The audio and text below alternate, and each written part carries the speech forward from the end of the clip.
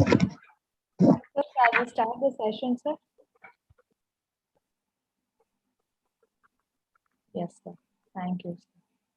So good evening, one and all present here. Hope all are keeping fine. So on behalf of M.S.Chellamuthu Institute of Mental Health and Rehabilitation, we welcome you all for this wonderful program of Professional Enrichment Program on the topic of research article review, which was going to facilitate by Dr. Kannan, sir,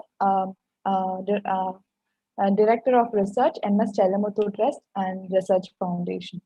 So now, I request Ms. Amrita, faculty, M.S.Chellamuthu Institute of Mental Health and Rehabilitation, to brief about the trust.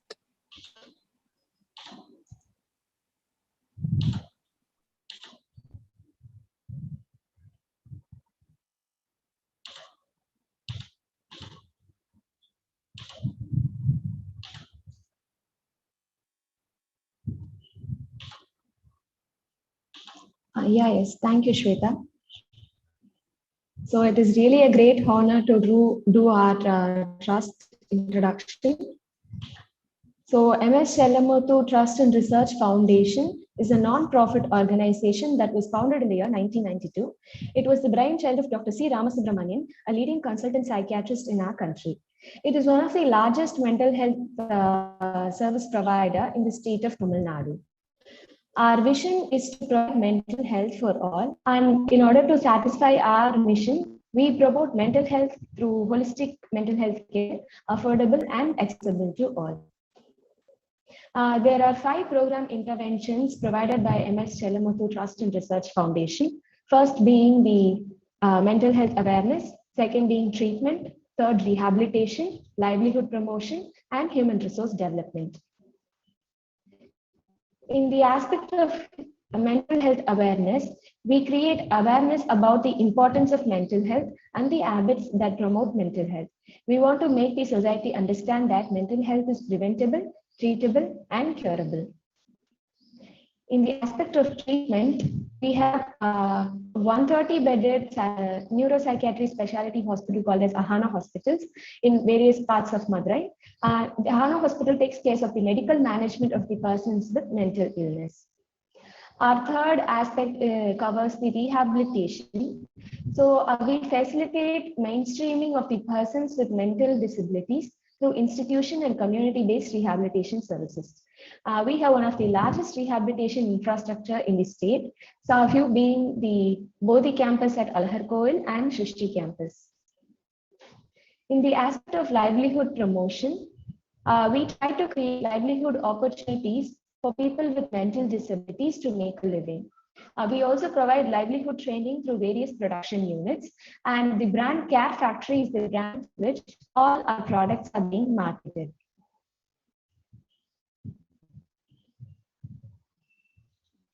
Our product portfolio include bags like made up of jute and cloth, bakery products, files, honey collecting, and clinic products. In the aspect of human resource development, M.S.Chellamuthu Trust and Research Foundation has its own HRD initiative as the M.S.Chellamuthu Institute of Mental Health and Rehabilitation. We are involved in developing leadership in the field of mental health. We offer academic and research programs in collaboration with Tamilnadu Open University, Madurai Kamaraj University, and Alagappa University. We also facilitate need-based training programs to develop the mental health competence of various stakeholders. Some of the programs offered in our institute include MPhil and PhD in Psychology and Social Work, MSc in Applied Psychology, MSc in Counseling and Psychotherapy, MSW in Mental Health, PG Diploma in Mental Health, School Counseling, certificate programs, webinars, and virtual internships are under the way. There are a few other special programs offered in M.S.Chellamuthu Trust, first being the Akash, called as the Special School for Children with Intellectual Disability. Then follows Trishul, Center for Rehabilitation of Persons Dependent on Alcohol and Other Substances. Next being Speak. It is an initiative to change conversations on suicide and mental health. So as part of Speak, we have now initiated a new telecounseling services called as the Speak to Us initiative. So the contact number of Speak to Us is 93754 and 93754. So the next special project includes Subiksham, which is the family fellowship of the persons with mental disabilities. Our final special project includes SHARE, which is the network of mental health volunteers. There are numerous other awards and accolades received by M.S.Chellamuthu Trust, one being the National and State Award winner as the best institution in the field of mental health. We are also recognized as the research institution by the Department of Science and Technology, Government of India.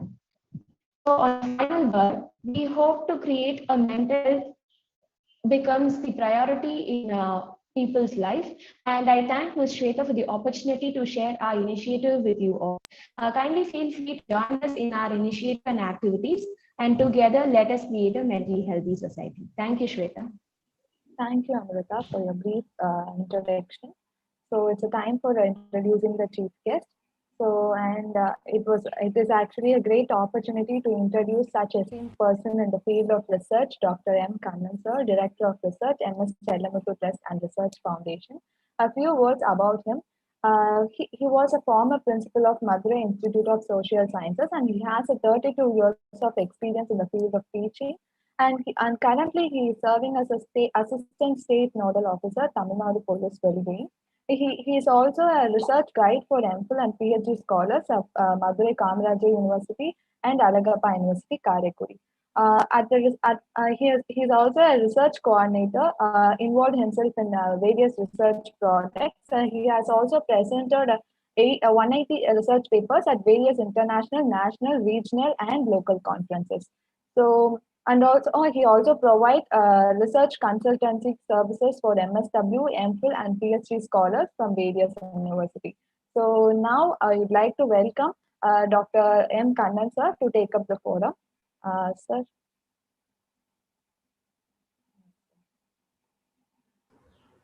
Thank you, Sweta. I think I am audible. You can Yes, show sir. your hands.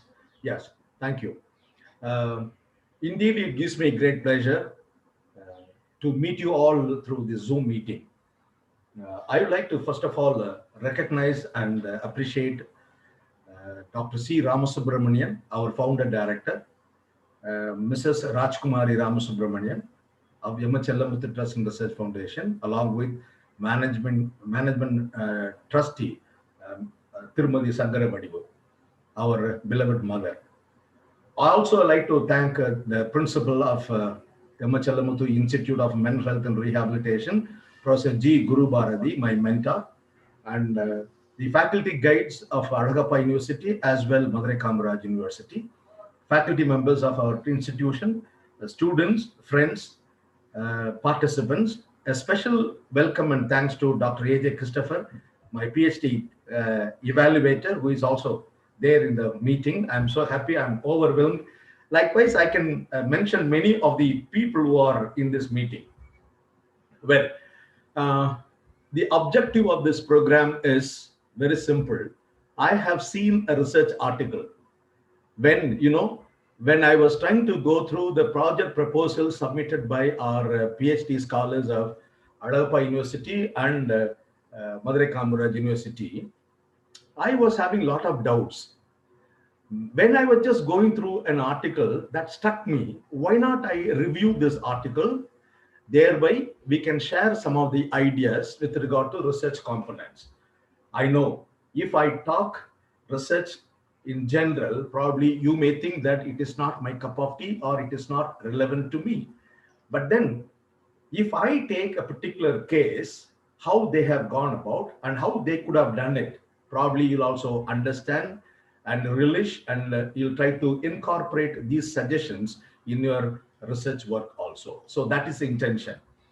Well, I have taken one research article. I'm sorry, I'm not going to mention the author of the article, the journal, etc., because I don't know what they think about it. But we'll take only the content and we'll try to explain.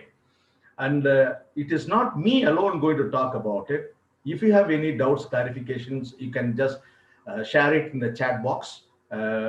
Others can also participate at the end of it. So my plan of action is very simple. I'm just going to talk about the research article which was published by the authors. Okay. Now, afterwards, then I'll give my comments. I have around 32 comments, and I'll try to share with the comments, and you can also add the comments. Let me share.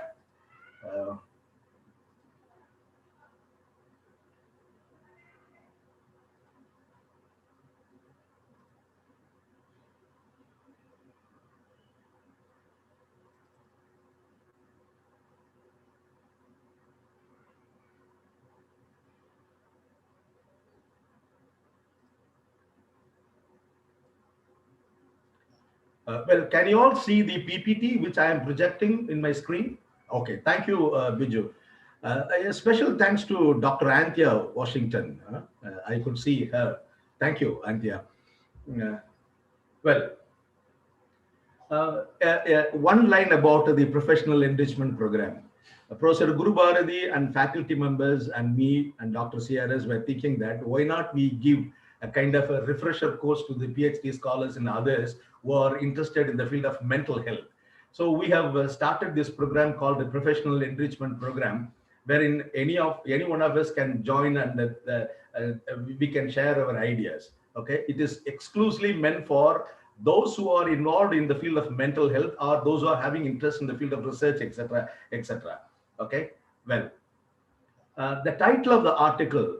So first, as I told you, I'm just going to mention what they have written or what they have published.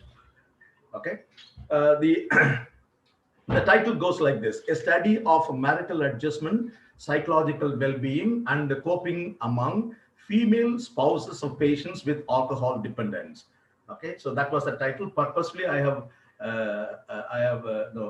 just, I'm not projecting the name of the person. Okay, the important keywords are alcohol dependence, marital quality, psychological well-being, coping style. By the way, am I permitted to talk in Tamil also sometimes? Otherwise, I think I alone will be talking, and people may, like, for example, Vijayalakshmi may identify that I am a person with a schizophrenic illness talking to himself. அதனால கொஞ்சம் தமிழும் அப்பப்ப பேசிக்கலாம்னு நான் நினைக்கிறேன் நான். Okay, thank you, Biju. Sir, I just understand English if that's possible. Yeah, no, not same here. No, I'm not saying I'm going to talk completely in Tamil. See, only for few persons we cannot do that. But anyway, I'll do justice. Don't worry. Very important points I shall be talking in Tamil too, because my aim is everybody should understand what I wanted to communicate. So don't you worry about it. We'll take care of that also. Okay. Now, the background according to author.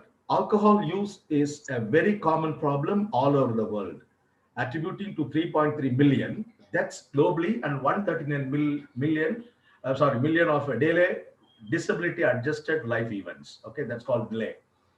The morbidity and mortality occurring in alcoholism is in part related to the link between alcohol use and high risk behavior. So all these information are given. You can take this. In the literature of the past, most of the studies were being focused towards the alcoholism and its impact on the abusers. And only few studies were focused towards the caregivers, especially the spouses. Thus, the study focused on the spouses of alcoholics to assess their level of marital adjustment, psychological well-being, and coping styles. So they have given the rationale of it. Now, aims and objectives. According to author, the aims and objectives are to assess the level of marital adjustment, psychological well-being, and coping mechanisms in spouses of alcoholics and control groups. You can also take down some of the hints, whatever they have mentioned. Thereby, you can also ask questions. Second aims and objectives is to compare the level of marital adjustment and psychological well-being and coping mechanisms in spouses of alcoholics and control groups. Okay, these were the aims and objectives as stated by the authors. Methods. Immediately, they have gone to the methods.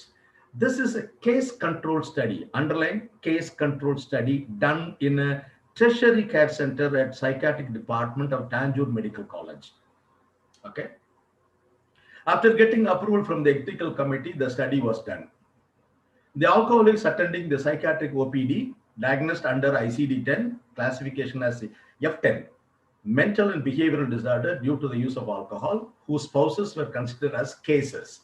Controls were the spouses of non-alcoholics selected from visitors and distant relatives of inpatients admitted in psychiatry ward. After getting informed consent from both the groups, the study was proceeded. They have also mentioned the inclusion-exclusion condition.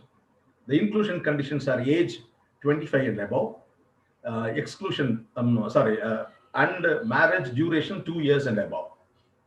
Exclusion criteria: psychiatric illness, chronic physical neurological illness, and drug dependence.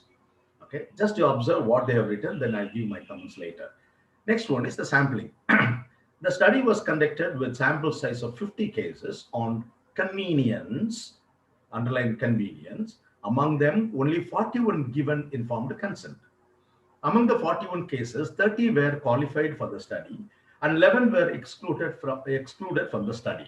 6 physical illness, 3 marriage duration less than 1 year, 2 on medication for mental illness. To match the cases, only 30 controls were included in the study. To the above samples, following assessment tools, socio-demographic data, marital quality scale, brief coping scale, psychological general well-being index were administered orally by the interviewer. The description of the tools. First one is socio-demographic data sheet. A semi-structured proforma designed for the study includes age, education, religion, duration of marriage, socio-economic status, etc. was administered. Then marital quality scale. Marital quality scale is a multi-dimensional scale in English developed by Anisha Shah, 1995. This scale is a 50-item scale which includes 28 positive and 22 negative items. It includes 12 factors such as trust, affection, etc., etc., etc.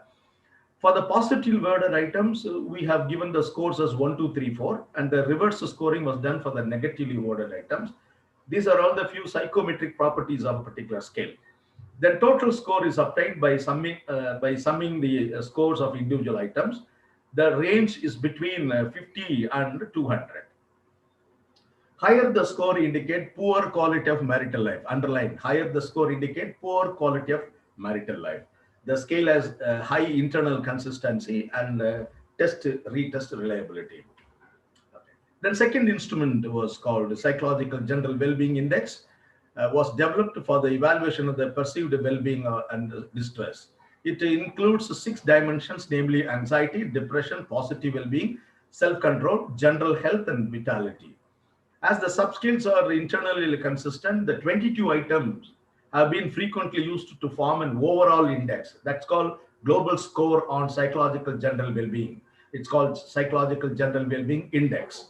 And minimum is 22 and maximum is 132. The score ranges between 22 and 132. Although it is primarily self-administered, it has also been administered by an interviewer or completed by the relatives. Okay. Measurements of well-being have also been made on normal population. Probably they mean the controls, and during health examination program. It's a general measure of subjective well-being and hence not condition specific. The third important tool is known as a brief cope scale. The brief coping scale is a self-completed questionnaire measuring coping strategies. It was proposed by Carver coping scale. It is the abridged version of COPE inventory and presents 14 scales, all assessing the different coping dimensions like active coping, planning, using instrumental support, etc., etc., etc. Each scale contains 2 items. So there are 14 coping styles, wherein you have got 28 items altogether. 3 composite subscales measuring emotion-focused, problem-focused, and dysfunctional coping have proved useful in clinical research and have content validity. Okay. Then it talks about the various aspects about the coping scale I have mentioned. Then statistical analysis. What are the different statistical analysis that they have used? Descriptive statistics were computed. Categorical variables were described as frequencies and percentages. The chi-square test was used to compare categorical variables. Comparison of continuous variables was analyzed with the independent sample t-test. ANOVA, Pearson's coefficient of correlation were also used. The data were managed and analyzed using SPSS software version 12.0. Findings or discussion. So they have given the methodology because it is an article they have given in a nutshell, and now we are going to see the findings. Socio-demographic profile of the spouses of alcoholics and controls showed that there was no significant differences between the two groups with respect to their age, education, duration of marriage, religion, and residence. So the first major finding. So they have satisfied the objective as socio-demographic conditions. Second, on assessing the level of marital quality, there is a significant difference between the two groups with spouses of alcoholics showing poor marital quality than the controls. Okay. There's a significant difference in the usage of coping styles between spouses of alcoholics and controls. On assessing the correlation factor, there's a significant negative correlation between marital quality score and psychological well-being. There's a significant positive association between marital quality and various types of or selected types of coping styles. These are all the major findings.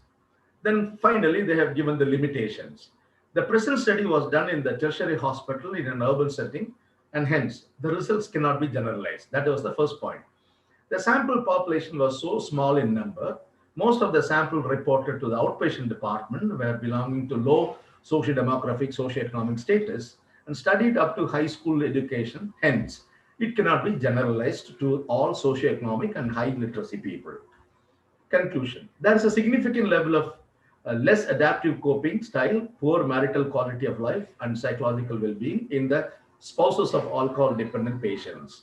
While treating the alcohol-dependent patients, we should also focus on spouses and family members, not only the persons that depend on alcohol. We would also focus on the spouses, and we have to give a psychoeducation to them about mental well-being and coping mechanisms. So this was the article I have seen.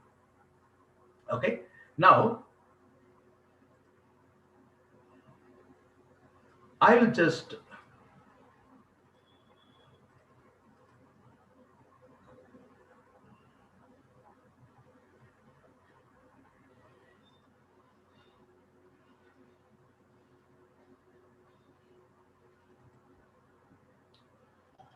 I believe that you have, can you see my paper? I mean, Word document? Okay, thank you. Yeah. Now comes my comments, and fine, let me again record that I'm not here to criticize the author's contribution. I would like to see in a different way so that these comments, suggestions, ideas can be incorporated for your research proposal. Okay. These are all the expectations of the PhD guides or PhD evaluators. Okay. Now, the first point I have given my comments.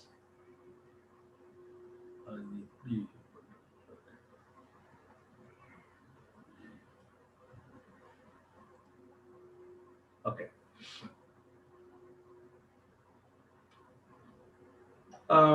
With regard to the first comment, the title says a study of marital adjustment, psychological well-being, and coping among female spouses of patients with alcohol dependence.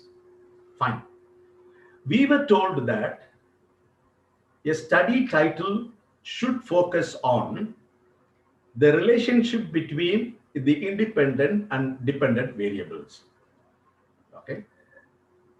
According to me, given a choice to me, I would restructure the title, and I would assume that either marital adjustment or psychological well-being as the dependent variable and coping as the independent variable. If I take marital adjustment as a dependent variable, then I would say psychological well-being and coping will be the independent variables along with the socioeconomic variables. The target audience being female spouses of patients with alcohol dependence. And in the study, they have compared the control. Therefore, I would restructure the title as study on psychological well-being and coping and marital adjustment among marital adjustment colon a comparative study between spouses of persons dependent on alcohol and controls. I'll repeat, a study on psychological well-being, coping and marital adjustment, colon, a comparative study between female spouses of persons dependent on alcohol and controls. Okay, so this is the idea that I wanted to, I'll tell you why it is. Now, if you say so, if the title, if it is like this, then in the objective, they have mentioned that they wanted to compare the controls and they say it is a case control study. I think we were told in our days, a title should be very clear and it should explain. Okay, so this is my first view. I may be wrong. I am expecting your comments. Purposely, I have not mentioned the author. Okay. Now, second comment is members of alcoholics. They have mentioned as a members of alcoholics. Forget about the background, etc., etc. Fine, they have given. Instead of saying members of alcoholics, I would write, or I would prefer to mention as persons dependent on alcohol. Okay, that would be the polished way of telling them. Then, important point is they wanted to measure the level of marital adjustment. Please understand, marital adjustment is different than marital quality. When I say marital adjustment, it gives a different meaning. But they have used a scale which is going to measure the marital quality, and I don't think that it will directly measure the marital adjustment per se. So I have a doubt why they are using this particular scale and why they wanted to mention as level of marital adjustment. Okay, there are scales. I'll show at the end. There are scales available which will measure the marital adjustment. For example, Lockheed marital adjustment scale is there. Now, second comment would be the next. Sorry, the next comment would be. I think I'm making myself clear. Am I? One of you can respond. Yes, sir. Yes, sir. Why? Because I'm not seeing any of your faces. I'm just seeing only my Word document. I'm reacting to that. Okay. I hope you are all following whatever I am trying to say. If you have any doubts, please make a note of it or put it in the chat box. We'll try to answer to you later. Okay. Well, any study, I believe that will have only one aim and many objectives. We were told that aim is a goal and objectives are the ways and means through which we can reach the goal. So I would like to restructure the aim as the main aim of the study is to find out the association between, marital quality or marital adjustment, psychological well-being and coping mechanisms among the spouses of persons dependent on alcohol and control. So that could be the main aim. The specific objectives could be, number one, to understand the selected socio-demographic conditions of the spouses of PDA, persons dependent on alcohol and controls. That will be the first objective. Second objective would be, I can have three or together one. What do you mean by three? I can talk about each and every scale or every construct as an objective. For example, marital adjustment, I'll take that as an objective. Psychological well-being, that as an objective. Coping mechanism, that as an objective. So my second objective could be to understand and measure the level of marital adjustment among the spouses of PDA as well control. Third, to understand and measure the level of psychological well-being among the spouses of PDA and controls. Next, to understand and measure the level of coping mechanisms among the spouses and control. Next, to find out the association, oblique differences between the various above mentioned factors for spouses and controls. I can talk about the association between the constructs for the spouses separately and controls separately. If I want to find out the differences, because our objective is to find out the differences, who is having more marital adjustment or psychological well-being or coping mechanisms when we are comparing the spouses of persons dependent on alcohol or controls. So when I take that as my objective, I have to see to find out the differences. Okay. And finally, if I want, I can give an objective as to suggest some solutions or workable solutions to the spouses of person dependent on alcohol to improve the marital adjustment, to have a better psychological well-being and coping. So that could be objectives. So my objective is to tell you that if there are more objectives, you can easily satisfy the objectives. And if you have more number of objectives, you can have a separate tables, analysis, etc. After all, the examiners are expecting that you should find out your objective, aim and objectives. You should specifically mention, and at the end of your research work, you should satisfy, or you should you should have met all the objectives of your study. That is why I said in the beginning, when you say objectives, they are gateposts. If you satisfy all the objectives, probably you can satisfy the main aim of the study. So I want to restructure these aims and objectives, first of all, because I still remember my guide, Professor Rami and Patama, Ramachandran of Tata Institute and Professor Pacharya of NIMANS, they used to tell, first of all, you should know what exactly you are going to study. Then you tell us how you are going to study.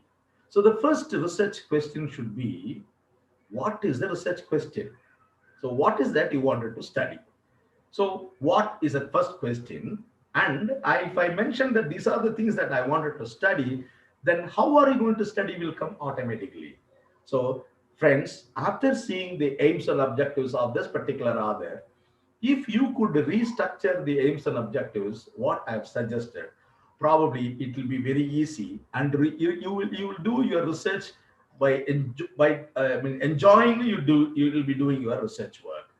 Okay. Next, when you say to compare the level of marital adjustment, psychological well-being, I have a question. What is your independent variable? What is your dependent variable? Where is your map, your variable map? I would always suggest any researcher, if they could draw a variable map, then probably it will be very easy for them to go ahead, even without the guidance of anybody. Okay, I know the guides are always correct, and they are the godfather for the scholars, and you should not go away from the opinion of the guides. But then it is your responsibility to convince the guides, and thereby you'll also satisfy your work. Okay. So if you are trying to draw a variable map, what does it mean? You are trying to show what are all the independent variables, what are all the intervening variables, what are the dependent variables. So you are trying to connect independent, intervening, and dependent variable, and that is known as the conceptualization of your research work. There are so many studies. In fact, I have not started with the question of all the topics available for the spouses of persons dependent on alcohol. What made you to select marital adjustment, psychological well-being, and coping mechanisms alone? Only that. Why you wanted to study only these three variables?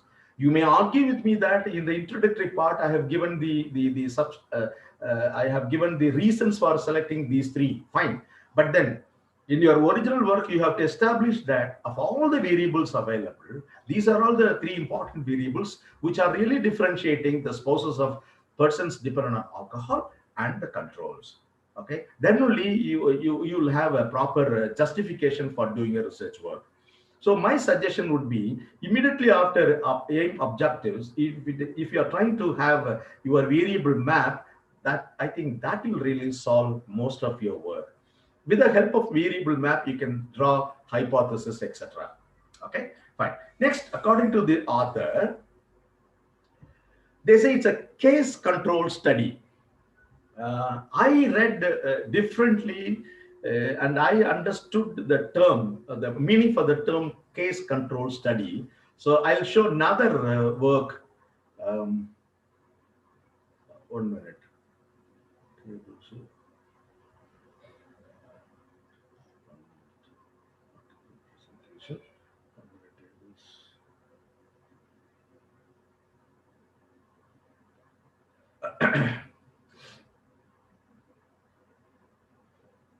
I think it is here only. It is here only. I understood a case control study, a study that compares patients who have disease. Please understand, patients who have disease are outcome of interest with patients who do not have the disease. Usually a case control study will have a 2x2 matrix, 2 rows and 2 columns. Person having a disease, person not having the disease, then positive, negative. So it will be a 2x2 matrix. Then only we say it is a case control study. Okay. And the outcome, the controls, and looks back retrospectively to compare.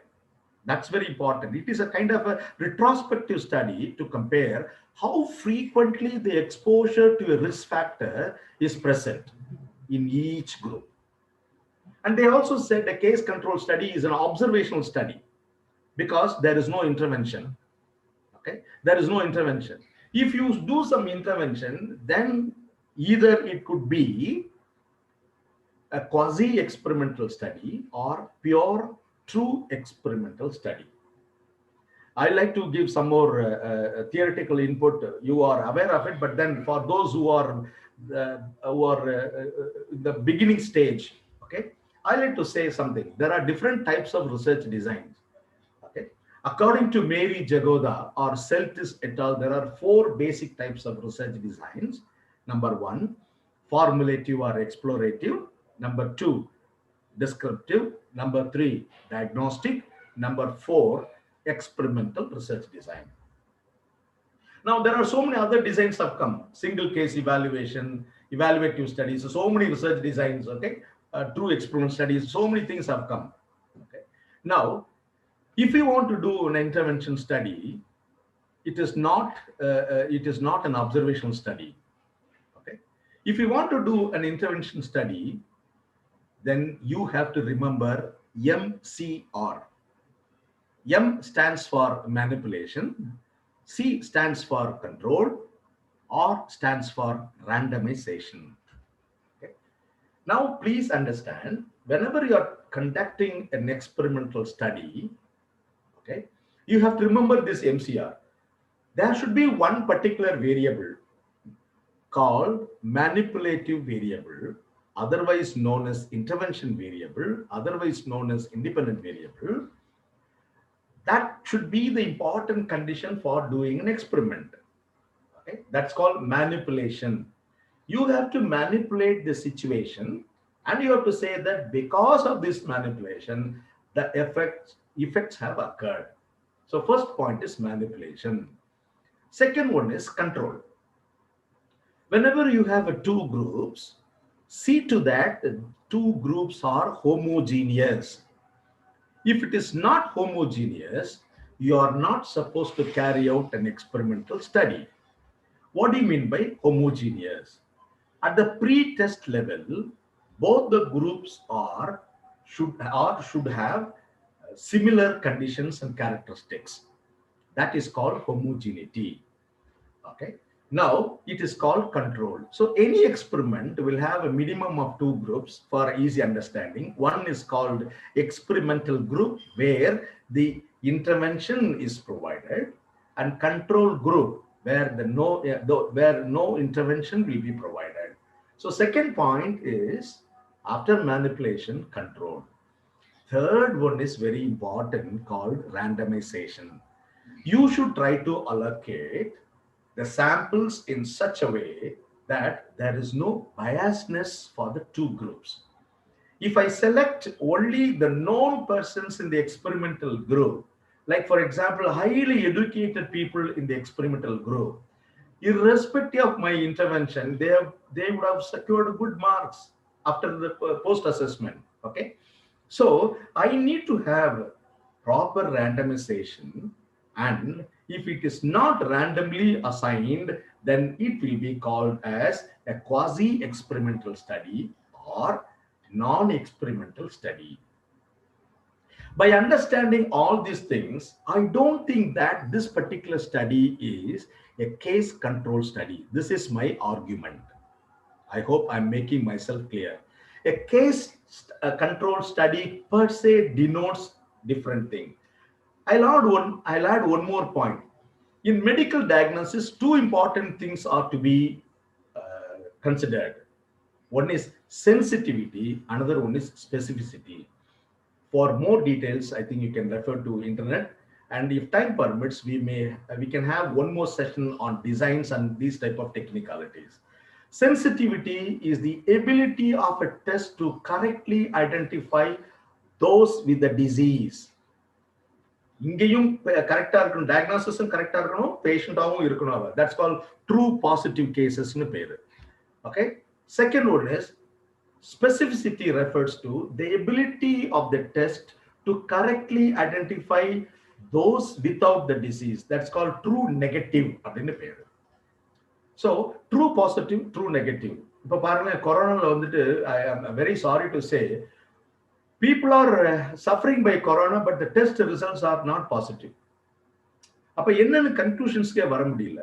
So sensitivity and specificity should be there whenever you do a case control study.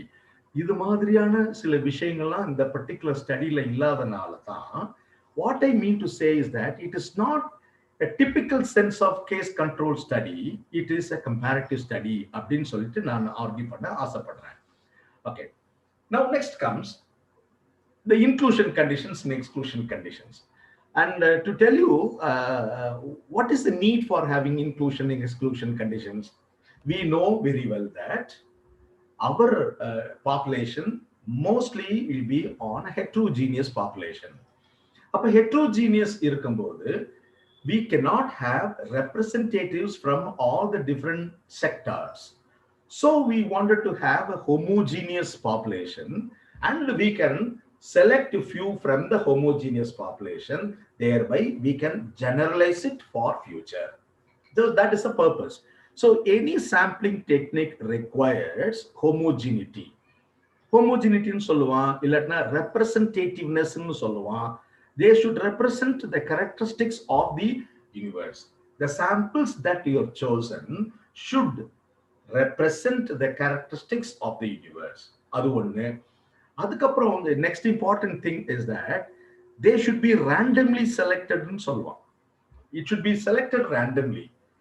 If you are not following randomness, then you may not go for higher order techniques. அடுத்த ஒரு conditions.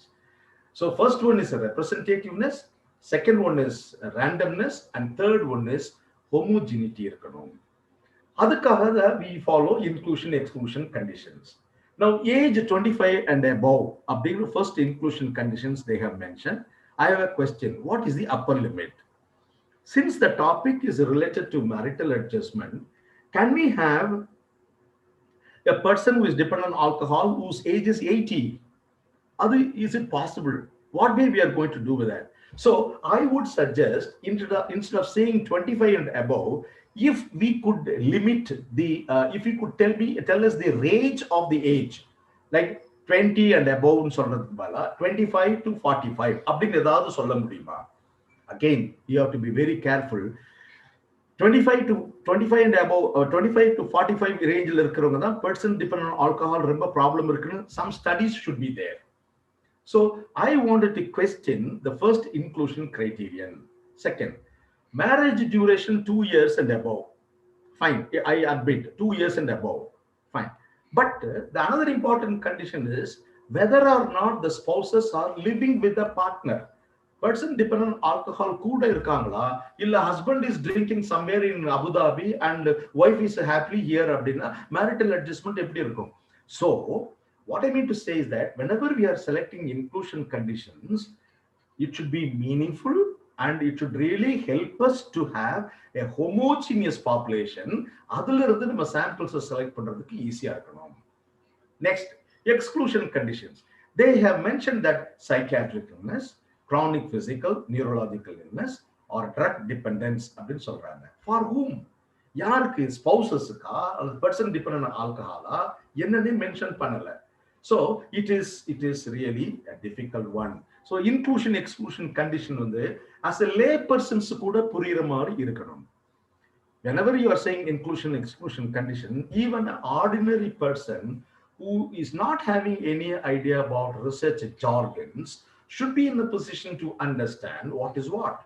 So அப்ப நம்ம என்ன சொல்லணும்? Psychiatric illness இருந்துச்சுன்னா எடுத்துருவேன் நானு. பின்னாடி பாருங்க கான்ட்ரடிக்ட் பண்ணுவார் அவர். ஓகே, அடுத்ததுல next one is the comment number 9. Conveniently we have selected the samples னு சொல்றாங்க. To my surprise, many of the researchers in the research article, they are mentioning that purposive sampling methodology was adopted and convenient sampling methodology was adopted. But I am of the view that I may be wrong. Probably Dr. Christopher, AJ Christopher would react upon this. I am of the view that please avoid using the word convenience. Actually, you have not done conveniently. Your study is not convenient selection.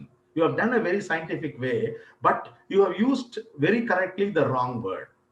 Okay, convenient sampling கிடையாது. அப்ப convenient sampling will come under non-probability sampling.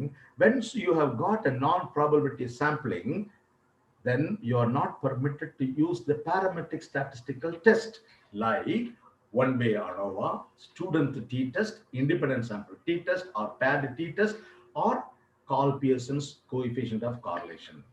இதை நம்ம வந்து apply பண்ண முடியாது. But the authors have used it. They wanted to compare the spouses of persons dependent on alcohol with the controls. They have done that independent sample t-test போட்டிருக்கிறாங்க, correlation பார்த்திருக்கிறாங்க. So convenient sampling பண்ணக்கூடாது, பண்ணினது நல்லா இல்ல அப்படின்னு சொல்றாங்க நம்ம. Now, but then they have explained by using inclusion exclusion conditions, 41 persons have given informed consent. Now I would like to argue like how my Professor Rami used to argue with us. Of these people who are from the outpatient ward, I do not know who will be giving their informed consent. So there is a randomness. So I wouldn't call that as a convenient sampling. There is randomness. Okay, fine. 41 persons have given their informed consent. By using inclusion exclusion conditions, 30 were qualified. I don't know how exactly 30 were qualified. I don't know. I'm not going to question that. But we'll admit 30 were qualified using inclusion exclusion conditions. And the remaining 11 were excluded from the study because of various reasons, that inclusion exclusion conditions. Okay. So, final என்ன சொல்ற பாருங்க. To match the cases, another 30 controls were included in the study. How? அது சரியா, they have not mentioned it. That 30 எப்படி இருந்துச்சு? So 30 people have been selected as a person dependent on alcohol, and they were compared with another 30 who are not who the spouses who are not dependent on alcohol. Our husbands illada eduthirukkranga. So it is very obvious, rather obviously obvious, that it is not an example of case control study. It is a comparative study. அப்படிங்கிறது என்னோட argument. Okay. அடுத்த ஒரு இன்ட்ரெஸ்டிங்கான ஒன்று. To match the cases, only 30 controls were selected. Remember, matching technique is very important. Whenever you have two groups, matching should be done. Why? See, you're not going to do any intervention, but then you wanted to compare and you wanted to say that they are different with each other. அப்படின்னு சொல்றதுக்கு matching நல்லா இருந்துச்சுன்னா நல்லது. Matching means என்னன்னா, in the initial stage, whenever you are going to conduct the study, if they are homogeneous, then you can say that if at all there is going to be any differences, and that differences may be due to the fact that the presence of persons dependent on alcohol in the family, அப்படின்னு சொல்லிட்டு சுத்தி வளைச்சு தொடலாம் இந்த ஸ்டடியில. intervention we have not given any intervention. So what we can do is matching technique. I'll give some theoretical input. Of course, you may be aware of it, but then to satisfy the needs of the budding researchers, there are different types of matching. What do you mean by matching? I told you, you need to have two homogeneous group. One is persons dependent on alcohol, the spouses of person dependent on alcohol and controls, or pre-test and post-test. If there are two groups, initially, whenever you are having two groups, these two groups should be somewhat near identical with regard to certain parameters. Aduthaan paakkanum nama. Okay, adukku da matching technique nu solranga. Friends, matching la vandute first one is called exact matching அப்படினு ஒரு technique இருக்குது. ரைட்டா? Second வந்து என்னன்னா மீன் matching அப்படினு ஒன்று இருக்குது. Exact மேட்சிங்னா என்ன அர்த்தம் அப்படின்னா spouses of person dependent on alcohol அதுல வந்து Hindus 10% இருக்கிறாங்க. So also in the controls we need to have a 10 Hindus control இருக்கணும். That's called exact matching. இங்க 11 இருக்கிறாங்க, அங்க 9 இருக்கிறாங்க. 11 Hindus in spouses of person dependent on alcohol, அங்க 9 இருக்கிறாங்க அப்படின்னா it is not exact matching அப்படின்னு ஒரு பொருள். It's the meaning of it. So when you say exact matching அப்படின்னா அப்படி கரெக்டா இருக்கணும். What is mean matching? இப்ப when we take age, the authors have taken age. அந்த ஏஜ் எடுத்துட்டு என்ன பண்ணிருக்காங்க அப்படின்னா we cannot have 25 years old here and so also 25 years old. Correct match ஆக முடியாது. So what we can do is we can take the mean value of age for the spouses of person dependent on alcohol and mean age of the controls. எடுத்துக்கிட்டு பார்க்கறதா வந்து mean matching னு பேரு. Now you cannot have equal mean for the two groups. Again problem வரும். I'll show when I'm talking about the tables காமிக்கும்போது நான் சொல்றேன்னால என்ன பண்ணிருப்பாங்க அப்படின்னா the rule of a thumb here is whenever you have a qualitative variable such as education, religion, okay, place of living, and you wanted to match with the two groups அப்படின்னா you go for chi-square technique. ரெண்டு group இருக்கு, you go for chi-square technique. And you have to establish the fact that chi-square is not significant. If the chi-square is not significant, that means it is matched. The two groups are matched with a particular qualitative parameter. In this case, religion. Okay, that is how we have to take a conclusion. Okay, so qualitative variable, you have to go for chi-square test. Supposing you have a quantitative variable like age or income, you have to go for independent sample t-test. In the independent sample t-test, the results should be not significant. The independent sample t-test as well chi-square results should not be significant. If it is not significant, we can say that the two groups are matched with the above said variables. Okay, so these are all the two important things. But knowingly or unknowingly, in the techniques here, in the authors they have done it, but then they have not done the mean matching panel. They have done the age of the grouping which as you all aware of the fact that age variable chi-square for the variable age, if you can run independent sample t-test, that is the most appropriate one, and that is known as the power of a test in statistics. I remember we had an argument. Professor Ramachandran, then at that time brother Arul, then Professor Narayanan and me were there in Professor Rami's room. One day he asked me, Kannan, did you refer to a book on non-parametric test? Yes, sir, I have seen it in the library. What is the caption of the book? I said, non-parametric test. Who has written the book? I said, Sidney Segal. Sidney Segal is the author of the book. So on the book na paathen sir appadina. What do you do? What did you understand appadina? Sir, they are talking about different types of non-parametric tests like Wilson H test, நிறைய test எல்லாம் போட்டுருக்காங்க sir அப்படின்னு சொல்லி I was just explaining. Then suddenly he was having a tea. ராமுன்னு ஒருத்தர் இருந்தார். I still remember his name. அவர் இந்த tea அப்படின்னு சொன்ன உடனே we brought tea. எங்க ப்ரொஃபஸர் முன்னாடி டீ எல்லாம் குடிக்கலாம்னாங்க. So we were having tea and asked, Kannan, tell me the difference between chi-square and t-test அப்படின்னாரு. Then I said, it's a very simple, sir. Chi-square is a non-parametric, sir, and t-test is a parametric test. No. What do you mean? Just explain. Then I told him, sir, sometimes chi-square test results may be significant, but when you apply t-test, it may not be significant, sir. Then he was looking at me. Kannan, tell me. Just give explanation. Then I, sir, when you are talking about chi-square test, we are talking about the frequencies, observed frequencies and expected frequencies. Adathaan nama pesurom nama. But sir, when you're talking about the t-test, you are talking about the mean value. Adudhan sir perfecta irukum. There are situations where chi-square is significant, but t-test may not be significant. Appa edu sir right abdina, t-test is the right answer.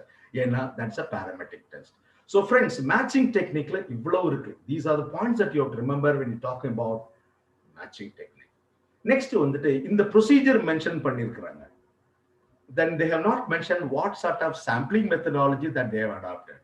Again, there are two important ways of mentioning. Number one, you can specifically mention that stratified random sampling methodology was adopted, etc. அப்படிங்கிற ஒரு methodology இருக்கு. Otherwise, எங்க professor Rami ஸ்டைல்ல சொல்லணும்னா, you explain how did you select the samples அப்படிங்கிறதும் நம்ம பார்க்கலாம் நம்ம. Okay, so these are all the comments with regard to the methodology that the authors have adopted. Now the basic canon. Up to this, I want to drink a cup of water. You can post your questions in the chat box, please. I was told that this program is also in YouTube. Probably those who are listening to YouTube, you can also raise questions if you want, please.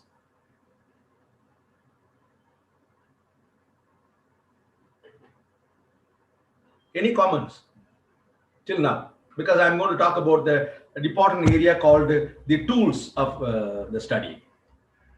Any feedback?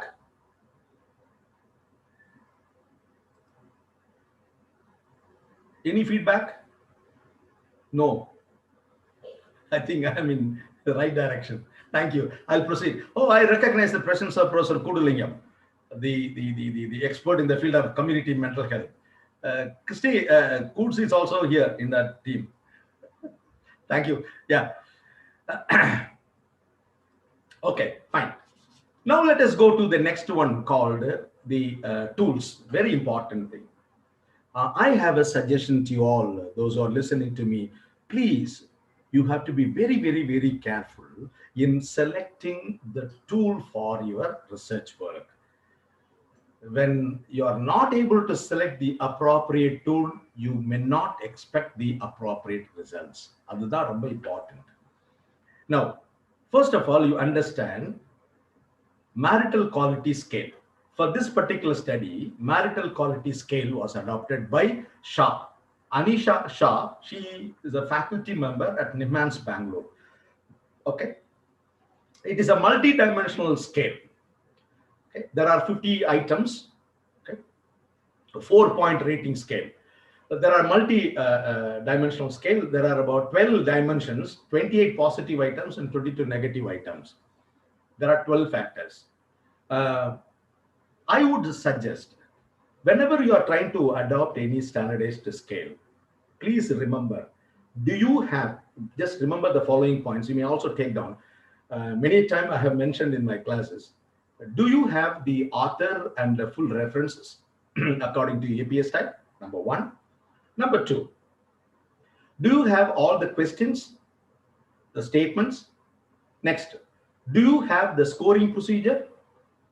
Next, do you have the dimensions, domain-wise items? Do you have reliability, validity, norms? If you have all the things, then only you can think of using that particular scale for your research work. If one is not available, whatever some indicators that I have mentioned, if one point is not available, that will be questioned in the PhD vivavos or any paper presentation. Now, the particular authors, two authors, have mentioned very clearly a detailed aspects of the psychometric properties of the scale called marital quality. But you just look at the end line. The scale has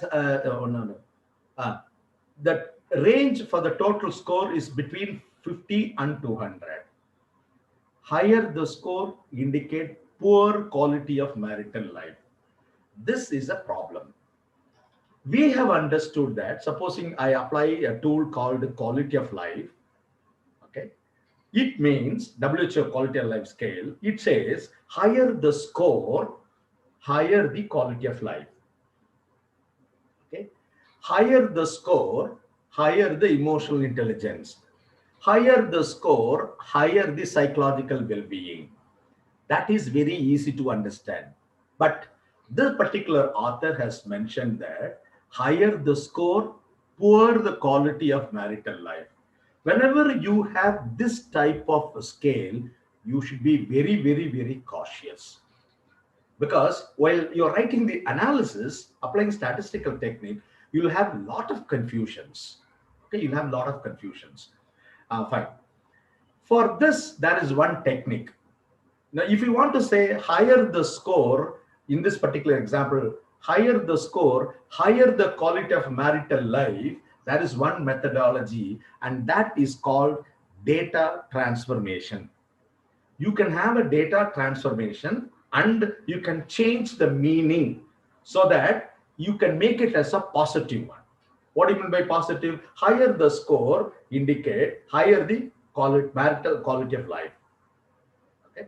When you're trying to compare with the psychological well-being, then you can have a positive correlation. You can easily understand. So this is how you have to look into the psychometric property of the scale that you have borrowed or you wanted to adopt for your research work. Okay. Now, second point is, the next point is, whenever the author says that there are 12 factors of marital quality, it is better to analyze the 12 factors for the two groups that you have studied or you are going to study, like spouses of a person dependent on alcohol and controls with the 12 factors. Other compare pannanom. But authors have not compared. Probably என்ன இருக்கும் அப்படின்னா எது மாதிரி இருக்கும் அப்படின்னா அந்த 12 factors உடைய அந்த ஐட்டம்ஸ் தெரியாம இருந்திருக்கலாம். They may not be knowing the full psychometric property of the tool, but they know 12 factors இருக்குன்னு தெரியுது. அதுல positive factors, negative factors ன்னு சொல்றாங்க. Fine. You need to have a clear cut understanding about the scale. Next, the reliability coefficients are given. Internal consistency, coefficient of alpha. Coefficient of alpha is an indicator to identify the reliability. Please understand alpha ranges between 0 and 1. 0 and 1 தான் alpha இருக்கும். Okay. If the alpha value is more than 0.6, then you can say it is reliable. Two times they have mentioned about the reliability. One is Cronbach alpha, another one is the test-retest reliability. They are more than 0.6, fine. Where is the validity? So you have to be very clear in mentioning not only the reliability, but also the validity of the tool. So validity eppadi pandrathu nama? There is one technique called intrinsic validity. In that particular intrinsic validity, you can take the square root of reliability. If you take the square root of reliability, you can get the intrinsic validity. Next. So that's all about the marital quality life scale. I think there are a lot of things which I think I can talk to you a bit later. The second tool that they have adopted is psychological general well-being. Morning, I was talking to my friend Deepan. He asked me a question, sir, why they have not used the psychological well-being scale by Carl Reif. I think Mr. Ram is also going to adopt the same thing, psychological well-being scale by Carl Reif.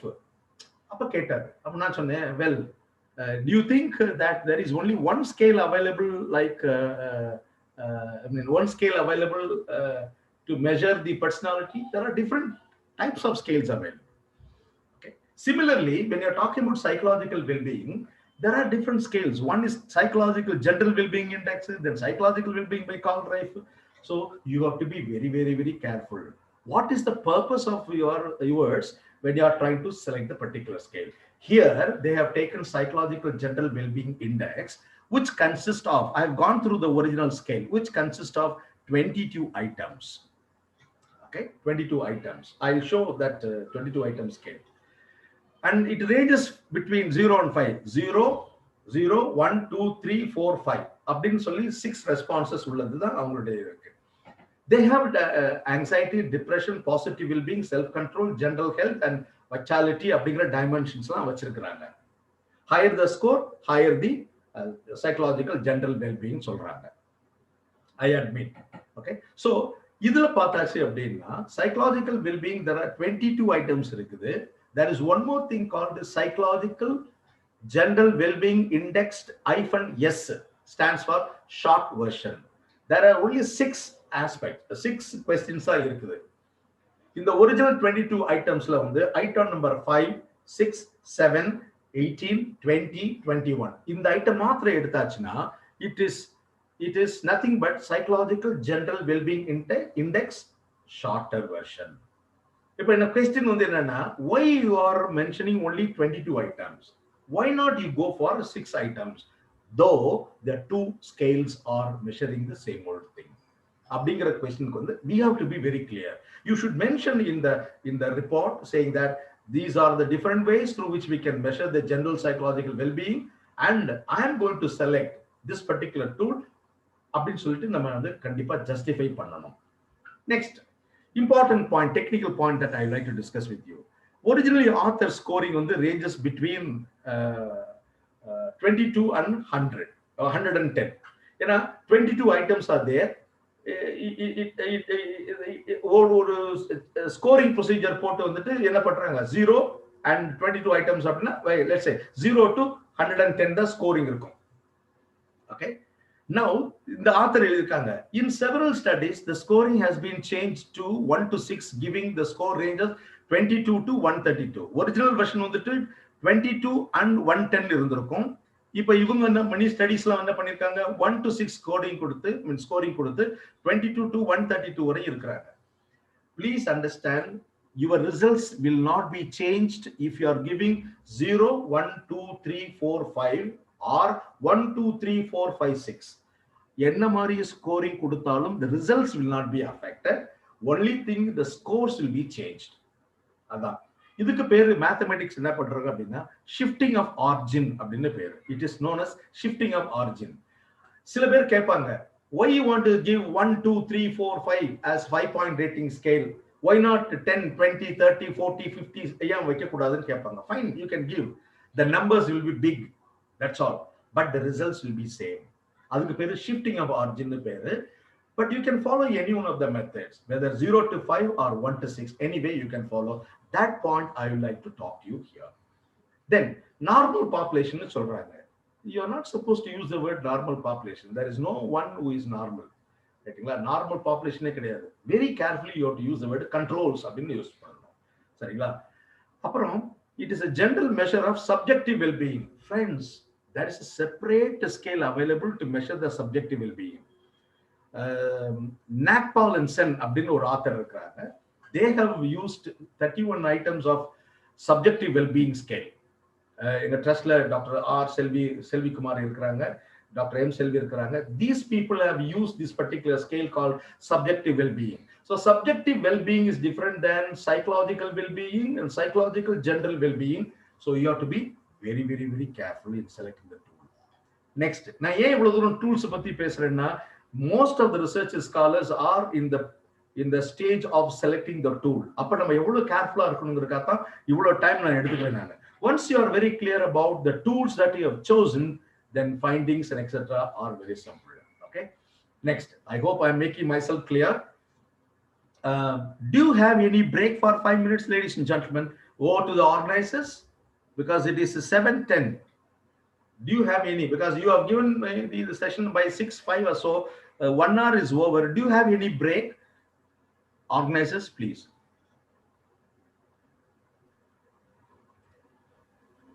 Yes, sir. We'll have a break for 10 minutes. Okay. Participants are requested to have a break for 10 minutes. You can come back at 7:20. 7:20. Okay, fine. Yes. Okay. Yes. Is that okay? Thank you very much. I hope I'm making myself clear. இப்போதான் உங்களுடைய faces என்னால I'm able to see you. But anyhow, let's see. இன்னொரு டெக்னிக்கலா நிறைய பேச வேண்டியிருக்குது. We'll have a short commercial break. Thank you.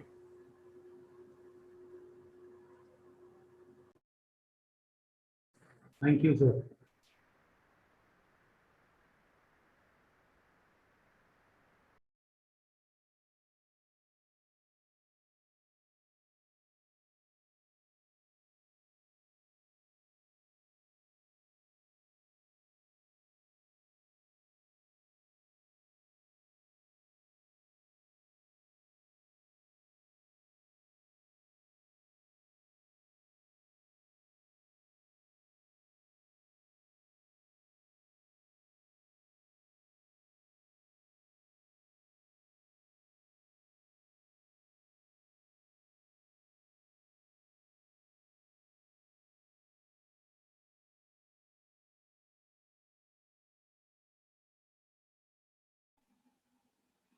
Participants are requested not to go out of the meeting.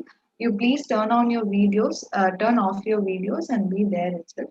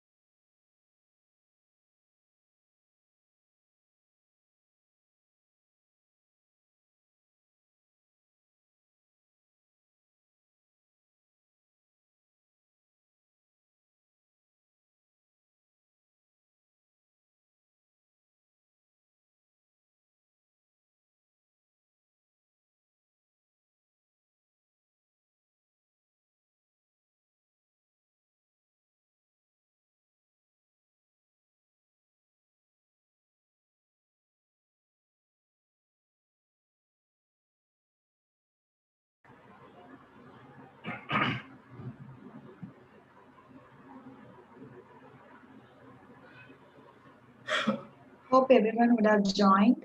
Yeah. So, sir, shall we start the session, sir? Yeah, we'll start. No problem.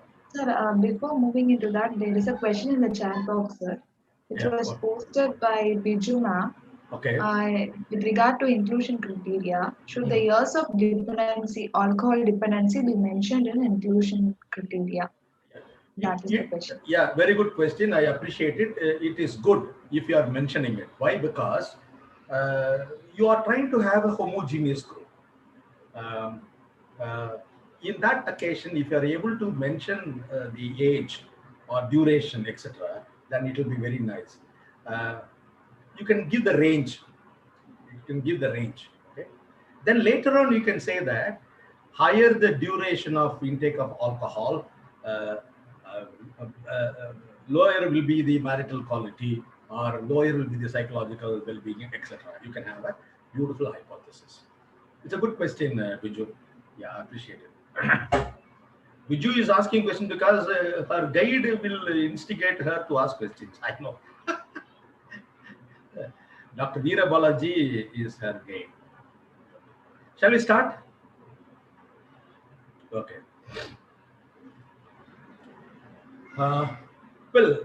Welcome back after the break.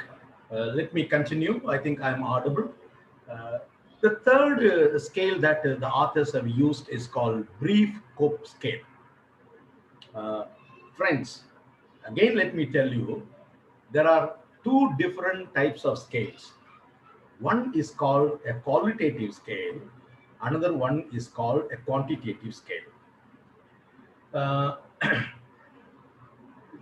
general psychological well-being, general psychological, psychological general well-being index and marital quality scale are the examples for quantitative scale, meaning you are able to quantify the scale and you can say that higher the score, higher or lower will be the outcome.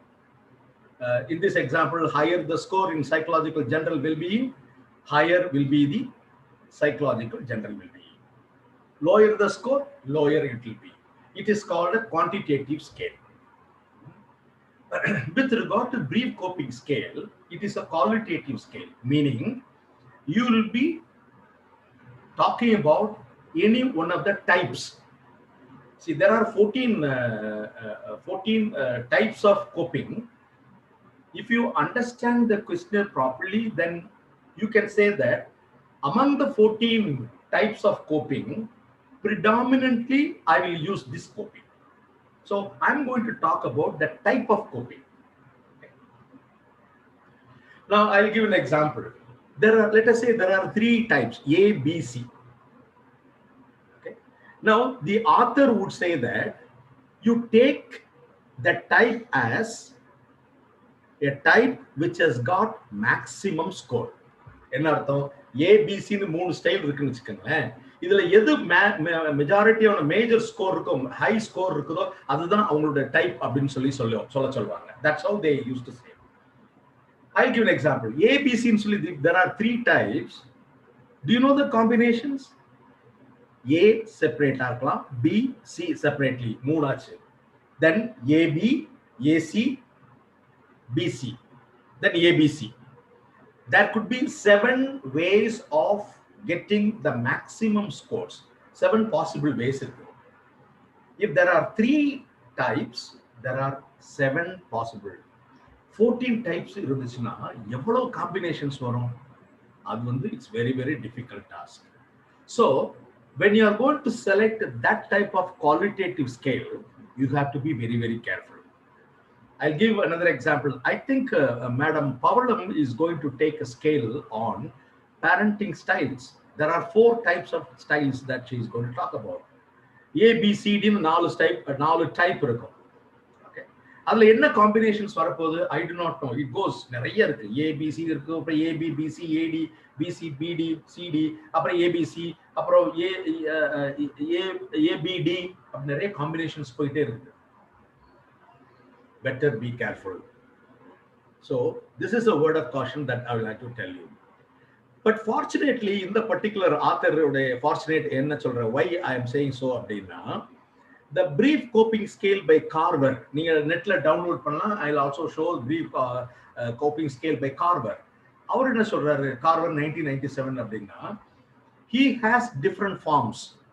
28 items இருக்குது, 60 items இருக்குது, நிறைய types வச்சிருக்கிறாரு. Okay, 64 items வச்சிருக்கிறாரு, நிறைய types எல்லாம் வச்சிருக்கிறாரு. He also says that if there are 28 items, like in this case there are 28 items னு சொல்றாங்க, for each and every type of coping there will be 2 statements and you can score the 2 statements. That means it can be quantified. Upper a scale which has got both qualitative and quantitative அப்படிங்கிற ஒரு example தான் brief cope scale by Carver. நம்ம quantitative use பண்ணிக்கலாம். What is the score for active coping? What is the score for planning using instrumental support? அந்த ஸ்கோராவும் எடுத்துக்கிடலாம், major டைப்பாகவும் எடுத்துக்கிடலாம். You have to have that type of understanding about the scale that you have chosen. அடுத்தப்பல என்ன சொல்றாங்க பாருங்க, emotional focused, problem focused and dysfunctional coping. There are 3 types of coping. I'll show. Carver himself says that no, there is, I don't have anything, I don't know how to club which is emotional focused, which is problem focused, I don't know அப்படினே சொல்றாரு. When author he himself is not aware of it, why he will select this particular tool? அப்ப ரொம்ப கேர்ஃபுல்லா இருக்கணும். So this is the point that I would like to emphasize on the 3 instruments that they have taken. See, adaptive coping scale, subscale 16 items அப்படினா there are 8 types. 8 twos are 16. Maladaptive coping scale 12 items, 6 types. So which score is very higher? Right? Likewise, you can do some analysis. Now, next point. Statistical analysis. Here comes the important thing called SPSS software. Friends, SPSS software is a paid version. You have to pay. You have to get the license. Otherwise, you cannot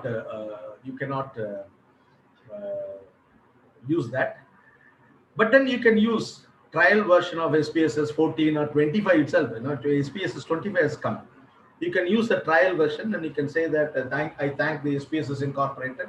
Now IBM has purchased that SPSS company, and therefore you can thank them at the acknowledgement. So that is not the issue. So you have to be very careful when you are using SPSS. Alternative for SPSS software is called R software, capital R software.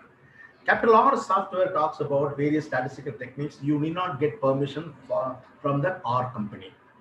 Okay. Now, I would suggest, rather request you, when you're trying to write the proposal, please don't say that chi-square test will be used, ANOVA test will be used, call Pearson technique will be used. No. Give an example when you will apply what statistical technique to find out the association between psychological general well-being and coping. Carl Pearson's coefficient of correlation will be used to find out the differences between spouses of person dependent on alcohol and controls on the parameters like the 12 aspects of marital quality. Independent sample t-test will be used. Like that you have to mention. Okay. And it goes without saying that when you have more than 2 groups, you go for one-way ANOVA. Okay. Now we'll go to the discussion part of it. Already I have mentioned age, education, duration of marriage, religion, etc. are matched. Okay. The socio-demographic profile of the spouses of alcoholics and controls showed that there was no significant differences between. That means they are matched. Okay. As I told you, there are qualitative and quantitative variables, and you have to choose independent sample t-test or chi-square to find out whether or not they are matched. The 2 groups are matched. Again, on assessing the level of marital quality, see, higher the score means poor the marital quality. So the spouses of person dependent on alcohol have got more score. That means they are having poor marital quality than the controls. Now, Another important point I like to bring here, my friends. See, the range for marital quality. What is the range? There are, there are 50 items, and you can have a 50 into 4, 200. The range is between 50 and 200. Okay. Now, when you are using psychological general well-being, it ranges from 22 to 132. Okay. Now the scores are different. I am of the view that you cannot compare directly with the raw scores. So I would suggest if you could bring to a common platform, meaning if we could convert into percentage, what we say is mean percentages, then the score of any constructs could be compared without any difficulty. I don't know whether I have made myself clear. See, the range for one particular school, one particular scale is different than the range of another tool. So it is advised not to use the raw score. It is advised to use the mean percentage score. That's what I wanted to tell you. Okay. Then in the discussion part, in the discussion part, they say similar findings have been obtained. But once you read the similar findings, they are talking different thing. Like study between heavy drinkers of alcohol and non-heavy drinkers. In no way it is connected to spouses of alcohols and spouses of person dependent on alcohol and controls. This is different study and that is different study. So what I want to tell you, my friends, if at all you are going to compare some other person's findings, let it be the relevant finding. They should have also conducted a study with the spouses of a person dependent on alcohol and controls or any other, not heavy drinkers and non-heavy drinkers. I think that is totally different. Okay, but they are arguing that there is a theory behind it and therefore they are giving as a interpretation. No, I don't think that it is right on our part. This is what I personally feel. So when you are trying to justify your findings with others, let there be similar studies. Okay, you search in the internet, there may be similar studies. If not, don't worry. You just give your observation. If there are no research studies available, don't you worry about it. You just give your own explanation. This may be due to the fact that அப்படின்னு சொல்லுங்க. யார் who is going to restrict that? அதனால இப்படி தெரியாத சில ஃபைண்டிங்ஸ்லாம் போட்டுட்டு சம்பந்தம் இல்லாம please don't use those type of irrelevant studies in the discussion chapter.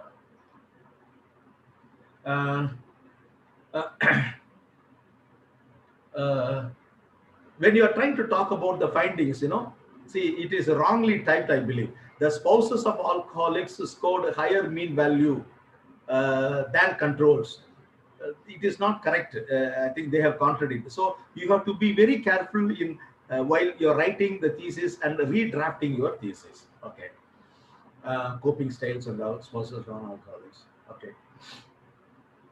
Coming to the correlation, there is a significant negative correlation between marital quality score and psychological well-being. Means that you should have understood the psychometric property of the tool, because higher the score, poorer the marital quality. That is how you have defined, the particular author has defined. Therefore, you will be expecting a negative correlation. Okay, but in reality, higher the score in marital quality, higher will be the psychological well-being. That's how it could be easily understood by any other reader. Okay. Again, you say you give some different types of loose comments like poor marital quality, good marital quality. How are you going to say poor marital quality? Are you going to have a cutoff point, poor marital quality and higher marital quality? So you have to be very, very careful while analyzing the findings of the or the scores of the tool. Okay, see, good psychological well-being and poor psychological well-being. How can you say it's a good psychological well-being, or when you will say it's a good psychological well-being or poor psychological well-being? Is there any cutoff point? If there is a cutoff point, you should have mentioned in the description of the tool. Okay, fine. The results cannot be generalized. I have my own view. See, you have selected the small samples, 30 samples is a very good sample, and you have adopted statistical tools, and you have found out the significance levels as 95 percentage of confidence. Then why you want to say that you cannot generalize it? Okay, so I have my own doubts in that. I'll leave it for the audience. Okay, we should, when the suggestions, please don't give should ought. Those terms could be avoided. So these are all the comments that I have noted down in the article. Now let us go to the tables. Now let us go to the tables, what the authors have presented. Tables. Can you see the tables? Hello? Yes, Yes, sir. sir. Okay. Now, table number 1, this is what I meant. Socio-demographic data for both the samples. 25 to 30 years. 7 samples are here and 4 samples are there. Okay. So, only in this 40 to 45 years, it is exactly matched. 6 and 6. It is exactly matched. But for other groups, there is no proper matching. So, they have used the chi-square technique. No. In this example, you should have gone for independent sample t-test, wherein you will be finding out the mean value and standard deviation value for the spouses of alcoholics and controls. Then apply independent sample t-test and see that it is not significant. Here, chi-square not significant. This is what I mentioned. Sometimes chi-square may not be significant, but t-test may be significant, or vice versa. The second example is correct. Illiterate, primary, middle school, high school, diploma. These are called ordinal variable.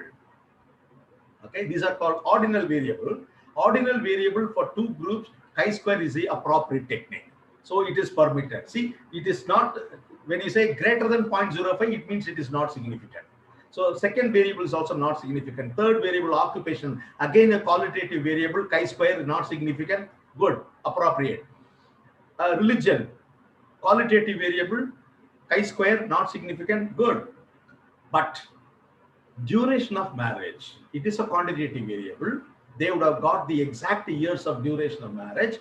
They should have gone for mean matching technique by using independent sample t-test. This is what I wanted to give comments. Now, you see, the spouses of alcohol is 132, 90.37. And when you compare the other score, 47.87, 70, this is general psychological well-being, you will be confused. Instead, if you could apply the formula of mean percentage score, what is the formula for mean percentage score? Raw scores obtained divided by maximum possible score into 100. You are converting into percentage. Okay, you are converting into percentages. So that percentage of marital quality can be compared with marital psychological well-being, the mean value of psychological well-being. You can compare easily. Okay, fine. Whenever you are presenting the table, kindly follow APA style, American Psychological Association style, which is another topic for discussion. Okay, but understand you have to follow American Psychological Association pattern. Remember, what will happen? What will happen? The mean value is lesser than the standard deviation value. There are occasions. The mean value is the average value is lesser than the standard deviation value, which means they are highly heterogeneous. If you have that, you are not supposed to apply statistical technique. Generally, it is expected that mean value will be higher than the standard deviation value. If it is other way around, that means it is highly heterogeneous, highly skewed. Okay. Now, again, they have used a t-test. Now, here comes. They have taken the brief coping scale, various types, self-destruction, active coping, etc. As I told you, there are 2 items, 4 point. Okay. So the maximum score is 8, minimum is 2. They have taken the mean value and they have found out the association between the coping as well as marital quality. Okay. And they say it is highly positively correlated, negatively correlated. And you see, substance use the mean, they are not able to calculate the correlation value, because technically speaking, when you see the another table, the standard deviation value is 0. Once the standard deviation value is 0, you cannot go for correlation or t-values.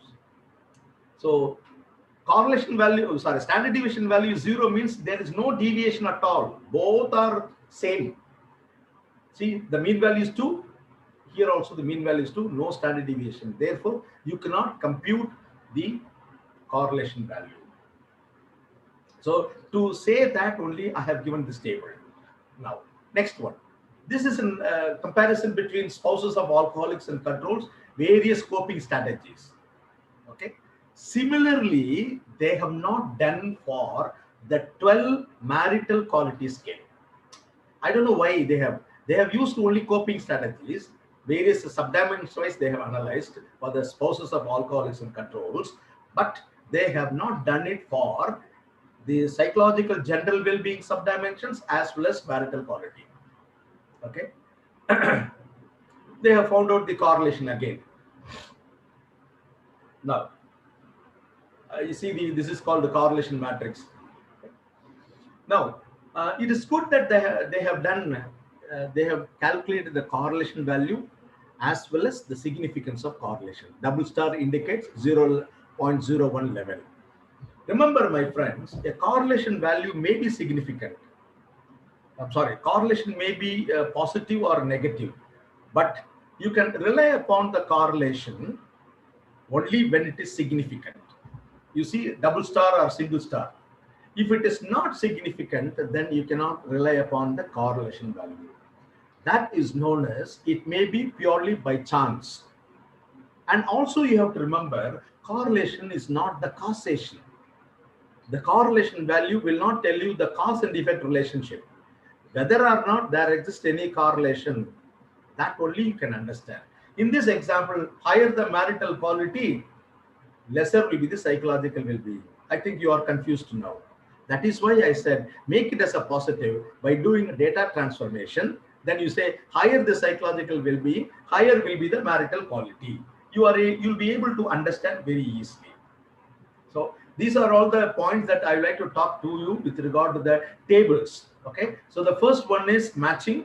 Second one is R value and T value, how we can do it. And I also mentioned that they have not done subdomain wise analysis. There are certain qualitative scales and qualitative scales they have not done, but they have mentioned in the description of the tool. Once you have mentioned in the description of the research tool, naturally the reader would expect why they have not done that analysis based on the description. Okay. Now, these are all the things. There are certain common things that I would like to pose. This is what I want to tell you.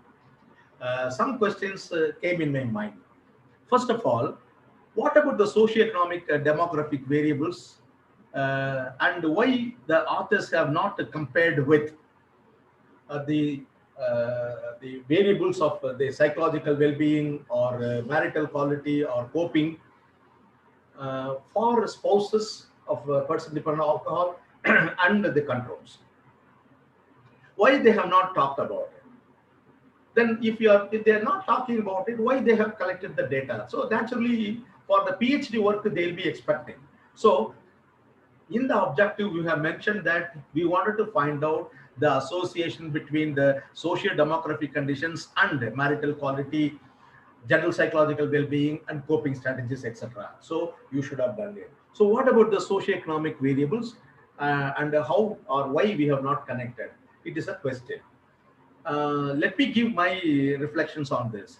In the field of psychology, very important socioeconomic variables like gender and age and education they are considering. The type of family, etc., they are not considering. They say it is not that much relevant.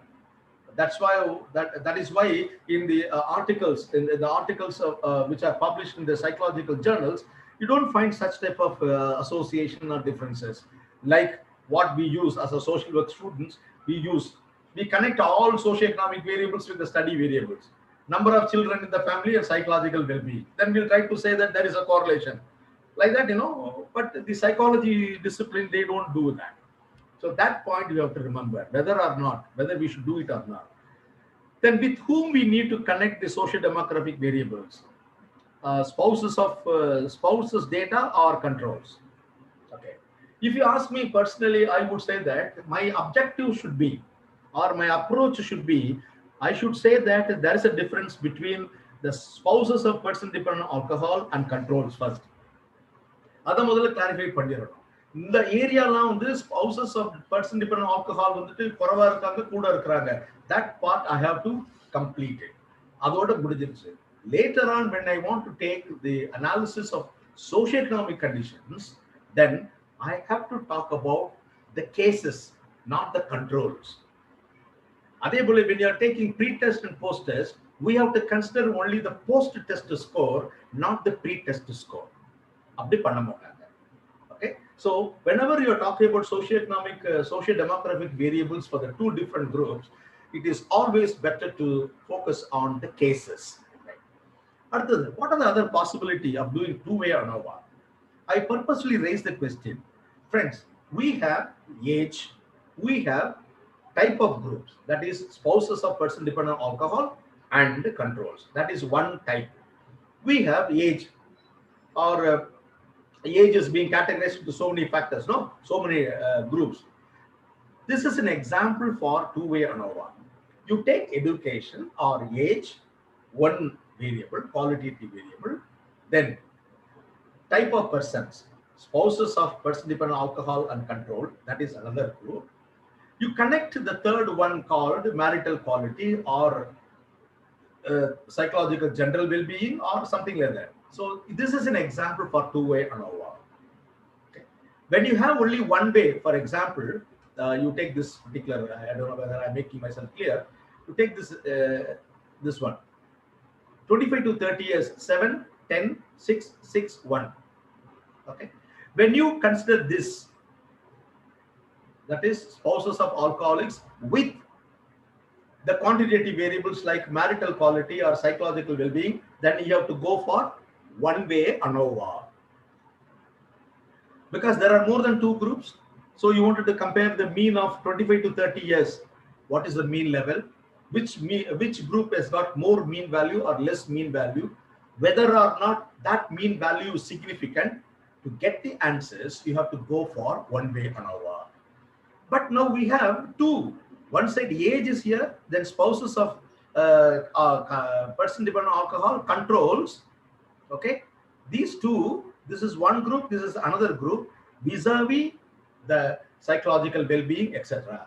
In that occasion, you have to go for two-way ANOVA. Friends, when you are talking about two-way ANOVA, there will be one particular term called interaction pattern, and the rule of thumb is the interaction should not be significant. Probably when time permits, we shall discuss the application of each and every statistical technique, what to be considered, how we can give some meaning for the results that we have obtained from the computer results, etc. If time permits, we shall have it another day. So another possibility that I have suggested to you is that two-way ANOVA. The next question that I have thrown to you is that what other advanced statistical tests could be adopted? If you ask Madam Pavalam, she would say that I wanted to go for path analysis because her thesis is mostly based on the path analysis. Okay, now is it possible to go for path analysis? So what other statistical techniques? Friends, you have to remember that your statistical test should be based on satisfying your objectives or verifying the hypothesis. And if you want to show that you know so many statistical techniques, it has got advantages as well limitations. Because when you are showing a lot of advanced statistical techniques in your research report, sometimes we may not follow the assumptions of the statistical test. What is the assumption for Karl Pearson's coefficient of correlation? The first assumption is the variables are to be either in interval level or ratio level. First assumption. Second, there should be randomness. There should be randomness. Third, it should be representative. Fourth, above all, the data should be normally distributed. If you follow these four assumptions only, then you are eligible to go for Carl Pearson's coefficient of correlations. When you have these type of four assumptions for simple coefficient of correlation, think about multiple linear regression or any other advanced statistical techniques. You have to be doubly cautious. Okay. And when you say, I have used ANOVA, sir, then you should not stop. You should go for post hoc test. And there are about 20 post hoc tests. Which one should be selected? So you have to literally break your head and you have to select very clearly. Otherwise, your thesis will be you will be unnecessarily you are inviting problems. Friends, please understand, I'm not saying you should not go for higher order techniques. You should go, but you should know when to select what appropriate statistical test. And the final question is test of normality. What are the different ways of doing test of normality? The easiest tech is called the KS test, Kolmogorov-Smirnov normality test. Okay. Then you have to say that Kolmogorov-Smirnov test is not significant, therefore they are normally distributed. Okay. So these are all the few questions that came in my mind. What about the socio-demographic variables considered for the study? Are we to use it? For if you are saying yes, then with which group we have to use it? Then is there any possibility that you can apply for two-way ANOVA? Then what are the other advanced statistical techniques available? Then are we to test the normality, etc.? These are all the possible common questions that came in my mind. And finally, to tell you that there are techniques like mediating variable and moderating variable concepts. Probably it will take more time to explain about mediating and moderating, but you just understand mediating variable explain the process through which two variables are related. Okay, it talks about only relationship, but moderating variable is we will talk about or it will affect the strength and direction of relationship. Okay, what do you mean by strength of relationship? It is R value. R value is the strength of the relationship. Direction, positive or negative. Okay, that is. But Carl Pearson did not stop with the strength and direction. He also suggested one technique called small r square, which means coefficient of determination. He says coefficient of determination. So we should not stop only with the R value. If you want to really do mediating, moderating, you should go further. For that, you should understand what are the basic assumptions. But do we really follow the basic assumptions? Then only you are permitted. So to conclude, my friends, research is a very interesting thing. Okay, you have to focus and you have to really use your what you call brain, and you should apply, and you should find out the critical things. If you are not able to do that, doing research is waste. That's what I consider. Okay? So it is better to select the appropriate statistical technique, appropriate to tools, etc. Okay. Finally, I'll show. I'll show this one. What is that? These are all the see. Psychological General Wellbeing Index. There are 22. Can you see the screen? Okay, fine. See, these are all the 22 items. This is a scale, but they have not given the dimensions, which talks about anxiety, which talks about depression, etc. So this is an example of a Psychological General Wellbeing Index scale. Okay. Now there is one more thing called the short version. Everything is available in internet. I've seen. And only they have mentioned that, see, item number 5, 6, 7, 18, 20, 21. It is called selection of items in the Psychological General Wellbeing shorter version. So you can use 22 items or 6 items. We leave the choice to you. This is an example. Then this is called the Carver scale. It is also available in the internet. See, Carver scale. Now I will show 1, 2, 3, 4 are the responses. There are 60 items. Okay, there are 60 items and 15 domains are there. Positive in reinterpretation and growth. Item number 1, 29, 38, 59. So they have given the list of items. If you do not have, then you cannot proceed further. Then the instruction, you please listen to the instructions. I have had many questions about combining scales into problem focused, emotional focused, and overall or aggregates, etc. He says, Carver says, he himself says, I don't have any key. Better you find. That's what he says. So we have to be very careful. Okay. Then he says adaptive coping and maladaptive coping. Which one you think that is adaptive, which one is non-adaptive? You have to think it over.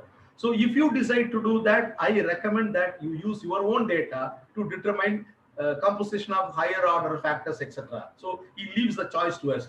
Statement. Okay, so that is one thing. And the second one is Charles S. Carver brief 28 items. In the scale that particular authors have used. Self distractions, active coping, item numbers 1 and 19, etc. So we have got everything. But the thing is, you have a Spanish version, French version, German version, Greek version, Korean version, etc. At the end of the study, you can say a Tamil version. Okay, you can translate into Tamil and you can do the translation validity and make it as a Tamil translated version. Okay, so friends, these are all the points that I wanted to talk to you by reviewing the research article. I don't know whether I have made myself clear, but I have shared my ideas with you. And I now invite questions. If I'm able to answer to your questions, I'll do it.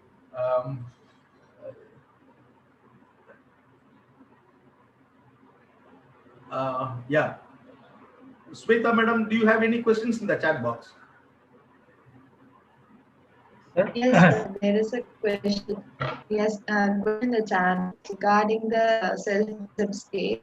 The norm of the norm for interpretation of level of self-concept based on Z-score range. They need explanation regarding the self-concept scale, I guess. Friends, this is an entirely different topic called construction of a scale and validation of a scale. According to author, the author can give the norms for any scale. Okay. And they will also give the Z-score or standard normal score, etc. If you have that particular data or the table, make use of it. Otherwise, there's a lengthy procedure available to convert the raw data into standard Z-score using sample mean, standard deviation. Okay. Sample mean and standard deviation vachittu you can have a standardized normal score. That itself is a big one. Probably we will discuss later. Okay. Yeah. Any other question? Sir, good evening, Raju. Yes, Mr. Raju. Sir, actually, just I have doubt regarding the sample size. Sample size usually informed consent வாங்குனதுக்கு அப்புறம் தான் ஒரு sample consider பண்ணுவோமா sir? Or இங்க they have mentioned like the study was conducted with sample size of 50 cases. அதுல 41 எடுத்து. ஆமா ஆமா ஆமா. See, there are two ways. என்ன அப்படின்னா, we go by formula. We should know the total population. Based on the total population, by admitting the percentage of confidence and percentage of error, you have to calculate the size of the sample. If you are not aware of it, don't worry about it. Better you go logged into SurveyMonkey. Then you just supply the population. It will give you the size of the sample. That is the first method. Second one is you fix up 50 samples. And within that, you follow or see who are all satisfying your conditions. I don't appreciate the second methodology. What they have done is not appreciable one. It is always better to decide the size of the sample first, then go for data collection. That is the appropriate methodology. In the case, நீங்க சொல்ற மாதிரி 50 cases எடுத்தாங்க, அதுல வந்துட்டு 30 cases தான் இருக்கு, remaining 11 cases வந்து சரியில்லை அப்படின்னு சொல்லி சொன்னா இட் இஸ் நாட் அக்செப்டபிள். எல்லாருமே ஒரு 25 cases not satisfying the conditions அப்படின்னா வில் பி இன் ட்ரபிள் இல்லையா? So that is not the appropriate method. I don't want to criticize that, but this is how we have to do it. I hope I made myself clear. Yeah. இன்னொருத்தர் யாரோ கேட்டிருக்காங்க, என்ன பார்த்து? Sir ஒன்றும் இல்லை sir, Vijayalakshmi sir. இவங்க இந்த ஸ்டடியில வந்து ரிசல்ட் செக்ஷன் தனியா அவங்க போடவே இல்லையே சார். பட் ஆனா ஜர்னல்ஸ்ல அது மெயினா கேட்பாங்க. அது ரிசல்ட்ஸ் அண்ட் டிஸ்கஷன்ல போட்டுட்டாங்க அவங்க. இல்ல சார், ரிசல்ட்ல வந்து நம்ம வந்து அதுலயே நம்ம மீன் ஒவ்வொரு சோஷியோ டெமோகிராபிக் டீடைல்ஸ் எல்லாத்தையும் அதுல போடுவோம். போடணும். அதான் சொன்னேன்ல, இந்த அதனாலதான் இந்த ஆத்தரோட பேரும் அந்த ஜேர்னல் நான் வந்து ஹைட் பண்ணிட்டேன். We should not blame the authors. We should appreciate their efforts at least. நம்ம ஒண்ணுமே செய்யல நம்ம, but at least they have published in a journal. அது அதத்தை நம்ம பாராட்டணும் நம்ம. But as you said result section, ரிசல்ட்னு ஒரு செக்ஷன் இருக்கணும், அதுக்கப்புறம் டிஸ்கஷன் வேணும். அந்த டிஸ்கஷன்ல தான் நம்ம என்ன பண்ணணும், our findings are to be corroborated with others. அதோட லிங்க் பண்ணி பார்க்கணும். Okay sir, thank you. Okay sir, எனக்கு இன்னும் ஒரு டவுட் சார். இந்த கண்ட்ரோல் குரூப்னு போறதுனால கண்ட்ரோல் குரூப்புக்கும் நம்ம தனியா இன்க்ளூஷன் எக்ஸ்க்ளூஷன் கிரைட்டீரியா போட வேண்டியது இருக்குமா? இஃப் யூ ஆர் டூயிங் ஆமா. அதர்வைஸ் வந்து அது ஒரு செட் ஆஃப் ஃபார்ம், ஒரு இண்டிகேட்டர்ஸ் வச்சு ஒரு குரூப் எடுத்துறோம் நம்ம. அதே மாதிரி கண்ட்ரோலுக்கும் ஃபாலோ பண்ணனும் நம்ம. Okay sir, okay. Otherwise they are not comparable இல்லையா? Okay sir. What is the purpose of the matching? We wanted to compare. ஒரு homogeneity வேணும்ங்கறதுக்காக அதுக்காக நம்ம வந்து பண்றோம். ஓகே சார், இன்னும் ஒரு doubt sir. Please. Okay sir, ANOVA பண்ணும்போது போஸ்ட் ஆக்ட் டெஸ்ட் பண்ணனும் சொல்றாங்கல்ல sir, what does it mean sir? why is it done? Very good question. See, இப்ப ரெண்டு குரூப் இருக்குன்னு வெச்சுக்கங்களேன். You have a group, say இந்த எக்ஸாம்பிள்ல வந்துட்டு spouses of person dependent on alcohol இருக்காங்க, controls இருக்காங்க. இந்த spouses ஓட மீன் வேல்யூ இருக்குது, கண்ட்ரோலோட மீன் வேல்யூ இருக்குது. ரெண்டையும் கம்பேர் பண்ணி பார்க்கும்போது you will get one value called t value. புரியுதா? அப்ப you know the difference whether or not யாருக்கு வந்து அதிகமான மீன் வேல்யூ இருக்குங்கறத பார்க்க முடியுது. That's all, very simple. Suppose you have 3 groups னு வெச்சுக்கங்க, A B C னு 3 groups இருக்குன்னு வெச்சுக்கங்க. ANOVA ரிசல்ட்ஸ் போட்டாங்கன்னா என்ன சொல்வாங்க? There is a significant difference or there is no significant difference between the 3 groups னு சொல்லுவாங்க. அதோட நிப்பாட்ட கூடாது. If there is no significant difference, stop, no problem. ஏன்னா 3 குரூப்பும் they are similar னு போயிரலாம். Supposing ANOVA is significant அப்படினா நம்ம என்ன சொல்லணும் அப்படினா, which of the pairs A B C அப்படினா A versus B ah, A versus C ah, B versus C ஆ அப்படினு சொல்லிட்டு அந்த காம்பினேஷன்ல போட்டு பார்க்கணும். அதுக்கு பேர் தான் post hoc test or multiple range test னு சொல்றாங்க. The most popular multiple range test என்ன அப்படின்னா ஸ்கெஃபி ப்ரொசீஜர்னு ஒன்று இருக்கு. ஸ்கெஃபி இருக்கு, டன்கன் இருக்கு. இது மாதிரியான டெஸ்ட் எல்லாம் நம்ம பார்க்கணும். அப்ப அனோவானா என்ன சொல்லுது? 3 குரூப். இப்போ ஃபார் எக்ஸாம்பிள் இந்த கேஸ்ல வந்து எஜுகேஷன் வச்சிருந்தாங்கல்ல அல்லது ஏஜ் வச்சிருந்தாங்கல்ல, 4-5 குரூப் வச்சிருந்தாங்க. அந்த 4-5 குரூப்ல சிக்னிஃபிகன்ட் டிஃபரன்ஸ் இருக்கானா? இருக்கும். அடுத்த क्वेश्चन என்னது? which of the pairs 20 to 25 க்கும் 25 to 30 க்கும் டிஃபரன்ஸ் இருக்கா அப்படின்னு பார்க்கிறது தான் post hoc test னு சொல்றாங்க. Good question. Okay sir, thank you sir. Okay, welcome. Any other person? This is an occasion. Yeah sir, Latha. Hello, யாரு கேக்குறீங்க? சரியான கேக்குது சார். லதா சார். சொல்லுங்க மேடம். லதா சார். கேக்குது சொல்லுங்க சார். மேட்சிங் டெக்னிக் பத்தி நீங்க பேசுறப்ப சார், மேட்சிங் டெக்னிக் பத்தி பேசுறப்ப sir, if at all 2 groups இருந்தா மேட்சிங் டெக்னிக் வந்து பண்ணணும்னு சொல்றேன். இன் மை ஸ்டடில வந்து கப்பிள்ஸ் நான் எடுத்துக்கிறப்ப ஸ்பௌஸ் ஹஸ்பண்ட் அண்ட் வைஃப் வந்து 2 groups பண்ணிட்டு பண்ணணுமா? அதுல கொஞ்சம் கிளாரிஃபிகேஷன். அவங்களுக்கே மேரேஜ் ஆயிருச்சு, அவங்களே சேமா இருக்காங்க, நீங்க எதுக்காக மேட்சிங்கா இருக்காங்க இல்லையான்னு பாக்குறீங்க நீங்க. அது வந்து மேட்ச், அதுக்கு மேட்சிங் டெக்னிக் போட வேண்டாம். Don't worry about it. Already there husband and wife, அவங்களுக்கு என்ன மேட்சிங் பாக்குறீங்க நீங்க? அதெல்லாம் கிடையாது. சோ மேட்சிங் டெக்னிக்னா என்ன அர்த்தம்னா, 2 different groups இருக்காங்க இல்லையா, அது வந்து மேட்சிங்கா இருக்கான்னு பார்க்கணும். ஏன்? then only if at all there is a change in the construct variables, நம்ம எடுக்கக்கூடிய அந்த சப்ஜெக்டிவ் வேரியபிள்ஸ்ல சேஞ்சஸ் இருந்துச்சுன்னா அந்த changes may be due to the presence and absence of alcohol. இந்த எக்ஸாம்பிள் சொல்றதுக்காக தான். இப்போ உங்க கேஸ்ல வந்து ஹஸ்பண்ட் ஒய்ஃப் ரெண்டு பேருமே நீங்க என்ட்ரி பண்றீங்க, நீங்க அதுக்கு வந்து மேட்சிங் இருக்கா இல்லையான்னு சொல்லி பார்க்க முடியாது. அது தேவையில்லை, மேட்சா இருக்காது. சார் ரெண்டு பேருமே வந்து செப்பரேட் சார், நான் ரெண்டு பேருமே வந்து செப்பரேட்டா தான் சார் அட்மினிஸ்ட்ரேட் பண்றேன். சோ அப்படி வந்து பண்றப்ப வந்து என்னோட ஸ்கேலிங் அட்மிஷன் வந்து ரெண்டுமே செப்பரேட்டா தானே சார்? இல்ல இல்ல இல்ல, அதுக்கு வந்து என்னன்னா மேட்சிங் டெக்னிக் சொல்ல மாட்டாங்க. they will say that it is the paired comparison சொல்லுவாங்க. paired t test போட்டா it will be solved, so don't worry about it. சரிங்களா? Okay okay sir. Okay sir. இப்போ உங்களுக்காக தான் நான் வந்துட்டு இன்ஃபேக்ட் உங்களுக்காக தான் அந்த மேரிட்டல் குவாலிட்டி ஸ்கேலை பத்தி இவ்வளவு நேரம் பேசியிருக்கிறேன். See, we don't have ஆமா சார், எனக்கு நிறைய இன்ஃபர்மேஷன் பாருங்க. we don't have the first of all அந்த 50 items நம்மள்ட்ட இல்ல. you have to find it out இல்லையா? அடுத்தப்பல வந்து டொமைன்ஸ் சப் டைமென்ஷன்ஸ் வேணும், அந்த 12 ஃபேக்டர்ஸ் வேணும் நமக்கு இல்லையா? அதுக்கப்புறம் வந்துட்டு அதுல வந்து பாசிட்டிவ் நெகட்டிவ் வந்து குரூப்பிங்ஸ் எல்லாம் பார்க்கணும் நம்ம.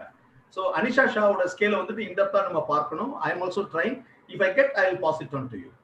Okay. Okay sir, thank you sir, நிறைய இன்ஃபர்மேட்டிவா இருந்துச்சு sir. thank you sir. Welcome. வேற ஏதாவது क्वेश्चंस இருக்கா?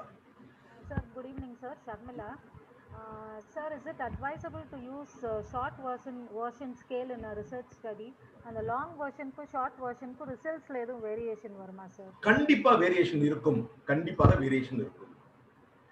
Generally, to my knowledge, the short versions are used to quickly assess the patient.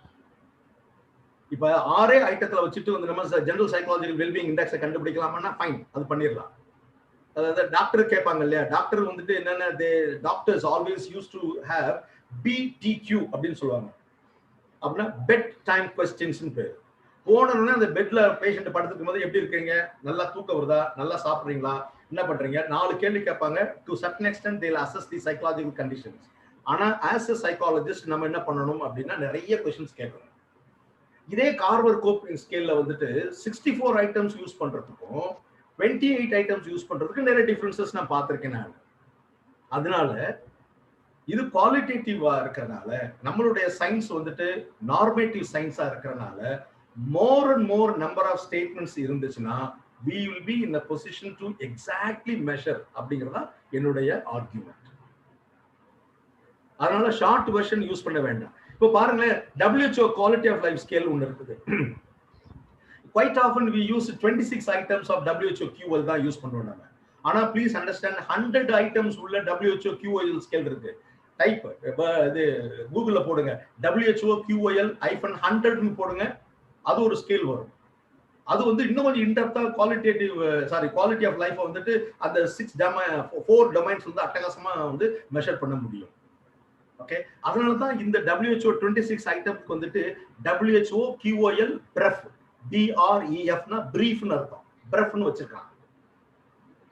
Okay, so I would personally feel that don't use short version. any tool வந்து short version வேண்டாம். lengthy versions இருந்தா தான் நம்ம வந்து இன்னும் வந்து fine tune பண்ணலாம். Okay, hope I have made myself clear. Sir, one more question. இப்போ நம்ம வந்து ஒரு 5 டூல் யூஸ் பண்றோம்னா ஓவராலா எவ்வளவு क्वेश्चंस இருக்கணும் சார் ஒரு ரிசர்ச் இதுல? இது ஓவரால் எத்தனை क्वेश्चंस இருக்கும் அப்படிங்கிறது, அந்த क्वेश्चन எப்ப அரைஸ் ஆகுது அப்படின்னா when you are going to administer on a single stroke or single sitting. நம்ம வந்து சர்வேல அப்படி பண்ண கூடாது. சிங்கிள் செட்டிங்ல அத்தனை கேள்வி கேட்டாலுமே வந்துட்டு supposing you are trying to study the depression அப்படின்னா you can have a pre and post study. Before collecting the data, level of depression, after collecting the data, level of depression வந்து ரொம்ப அதிகமா போயிடும். Because உங்களுடைய கேள்வினால அப்படி இருக்க கூடாது. 5 tool use பண்ணோம்னா 5 ஒரே நேரத்துல பண்ணக்கூடாது. பண்ணினோம்னா ரிசல்ட்ஸ் வந்து நம்ம எதிர்பார்க்கிற மாதிரி வராது. அதனாலதான் கொஞ்சம் டைம் கேப் விட்டு கொஞ்சம் ரெஸ்ட் எடுக்க சொல்லி, அதர்வைஸ் அவங்க என்ன பண்ணுவாங்க, மொனாட்டனியா இங்கி பிங்கி பாங்கி மாதிரி டிக் அடிச்சிட்டாங்கன்னா that is not good.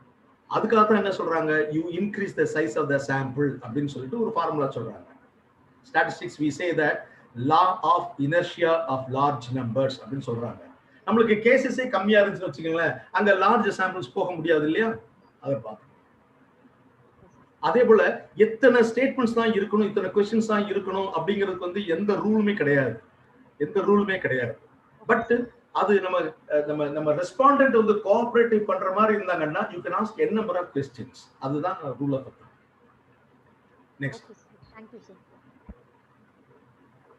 Sir, my name is Deepan, and I have a question I'd like to ask, sir. Yeah, Mr. Deepan, please. So the question I'd like to ask is, you had already maybe touched this topic, but maybe you could give more clarity on the difference between a comparative study and a case control study. Oh, yeah. As I told you, good question, Mr. Deepan. அதாவது case control ஸ்டடினா என்ன அர்த்தம் அப்படின்னா with the patients தான் எடுக்கணும். Like for example, I am working in the department of ஆன்காலஜின்னு வச்சுக்கோங்களேன். ஆன்காலஜியில் வந்து பேஷண்ட்ஸ் வர்றாங்க, அந்த பேஷண்ட்ஸை எடுக்கிறோம், ரைட்டுங்களா? இன்னொரு set of people, they are patients தான், ரைட்டா? ஆனால் வந்து அந்த ஒரு பர்டிகுலர் சிம்டம்ஸ் இல்லாமல் இருந்தாங்க, அது வந்து கேஸ் கண்ட்ரோல் ஸ்டடின்னு சொல்லலாம். பட் கம்பேரிட்டிவ் ஸ்டடினா அர்த்தம்னா ரெண்டு குரூப்புமே டிஃப்ரெண்டா இருக்கும். In this example comparative study தான் சொன்னேன். எப்படி ஒன்னு வந்துட்டு பர்சன்ஸ் டிபெண்ட் ஆன் ஆல்கஹாலோட ஸ்பௌஸ், இன்னொருத்தங்க அவங்களுடைய ரிலேட்டிவ்ஸ் யாரெல்லாம் கூட வர்றாங்களோ கூட்டிட்டு வர்றாங்களோ கேர் டேக்கர்ஸ் இருக்கனாலும் இல்லாட்டினாலுமே ஒரு குரூப் எடுத்துக்கிறோம். பட் என்ன கண்டிஷன், அவங்க வீட்டில் வந்து F10 ICD-10 படி F10ங்கிற கேட்டகரி, அதாவது ஆல்கஹாலிசம் அப்படி இல்லாமல் இருக்கணும்னு சொல்றாங்க. அப்ப it is not case control study. அதனால தான் சொல்றேன் நான், it is a comparative study. Comparative ஸ்டடிக்கு வந்து என்ன அர்த்தம் அப்படின்னா அந்த ரேண்டமைசேஷன் இருக்காது. அந்த ரேண்டமைசேஷன் இருக்காது. ரேண்டமைசேஷனை பர்ஃபெக்டா நம்ம குரூப்பிங் பண்றோம், அது இருக்காது. அது ரேண்டமைசேஷன் இருந்துச்சுன்னா it becomes true experiment. Comparative study தான், பட் ட்ரூ எக்ஸ்பெரிமெண்ட்டுக்கு வந்து MCR சொன்ன இல்லையா, அது ஃபாலோ பண்ணணும். So comparative study is better than the case control study. ஏன்னா கேஸ் கண்ட்ரோல் ஸ்டடி வந்துட்டு ட்ரூ பாசிட்டிவ் ட்ரூ நெகட்டிவ் அந்த மாதிரி சிச்சுவேஷன் தான் அடாப்ட் பண்ணணும். For more details you can type in கூகுள்ல வந்து கேஸ் கண்ட்ரோல் ஸ்டடின்னு போடுங்க, நிறைய மெட்டீரியல்ஸ் டவுன்லோட் ஆகுது. Yeah, thank you, Mr. Deepan. Any other question? Sir, I'm Revati, sir. I have a question on the sample.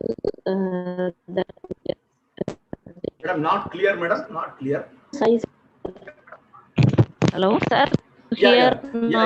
Yes. Question on the sample size, sir. Or less. You were suggest analyze, and you already have mentioned that the non-probability sampling. So if case less, we go for purposive opinion, so it is coming under non-probability sampling. So what is the suggestion for the statistics analysis and very good. Madam Revati, நீங்க என்ன discipline madam? நீங்க எங்க இருக்கீங்க? What do you understand? I'm special educator, sir. I'm special education background. Yes sir, I understand Tamil. Okay. Tamil தெரியும் சொல்லுங்க, பேசுங்க. எந்த ஊர்ல இருக்கீங்க நீங்க? Chennai. Oh, Chennai. Thank you. Okay. The question is, supposing that the samples are selected purposefully or conveniently, that is using non-probability sampling அப்படின்னா, the question வந்து நான் என்ன புரிஞ்சுக்கிட்டேன் அப்படின்னா, statistical technique யூஸ் பண்ணலாமா அப்படின்னா தாராளமா யூஸ் பண்ணலாம். ஆனால் என்ன டெக்னிக் யூஸ் பண்ணணும் அப்படின்னா நான் பாராமெட்ரிக் டெஸ்ட் யூஸ் பண்ணணும். இப்ப வந்து கார்லேஷன் பியர்சன்ஸ் கார்லேஷன் டெக்னிக் வந்து பாராமெட்ரிக் டெஸ்ட்டுக்குன்னா அதுக்கு ஈக்குவலன்ட் வந்து என்ன அப்படின்னா எட்வர்ட் ஸ்பீர்மன்ஸ் ரேங்க் கார்லேஷன் டெக்னிக் போடணும். ஏன்னா ரேங்க் கார்லேஷன் வந்து என்னன்னா குவாலிட்டேட்டிவ் வேரியபிளுக்கு பேசுது.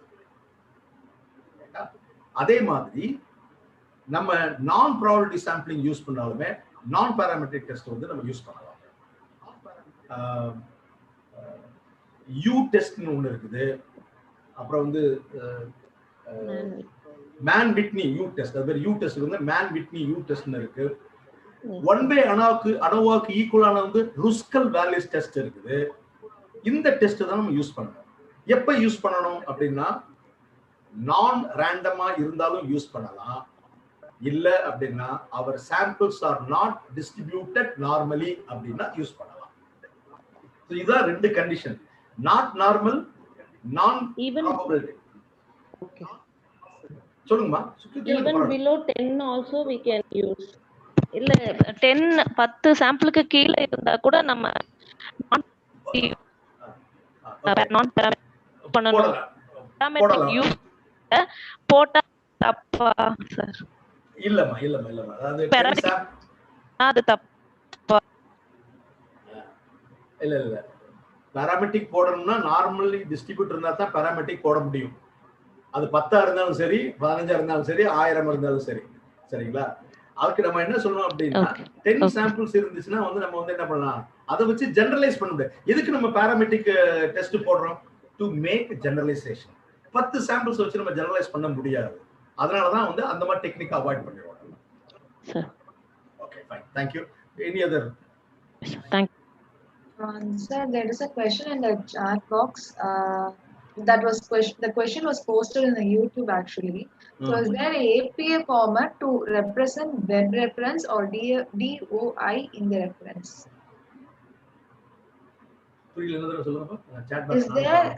Is there a APA format to represent web references or DOI in the reference?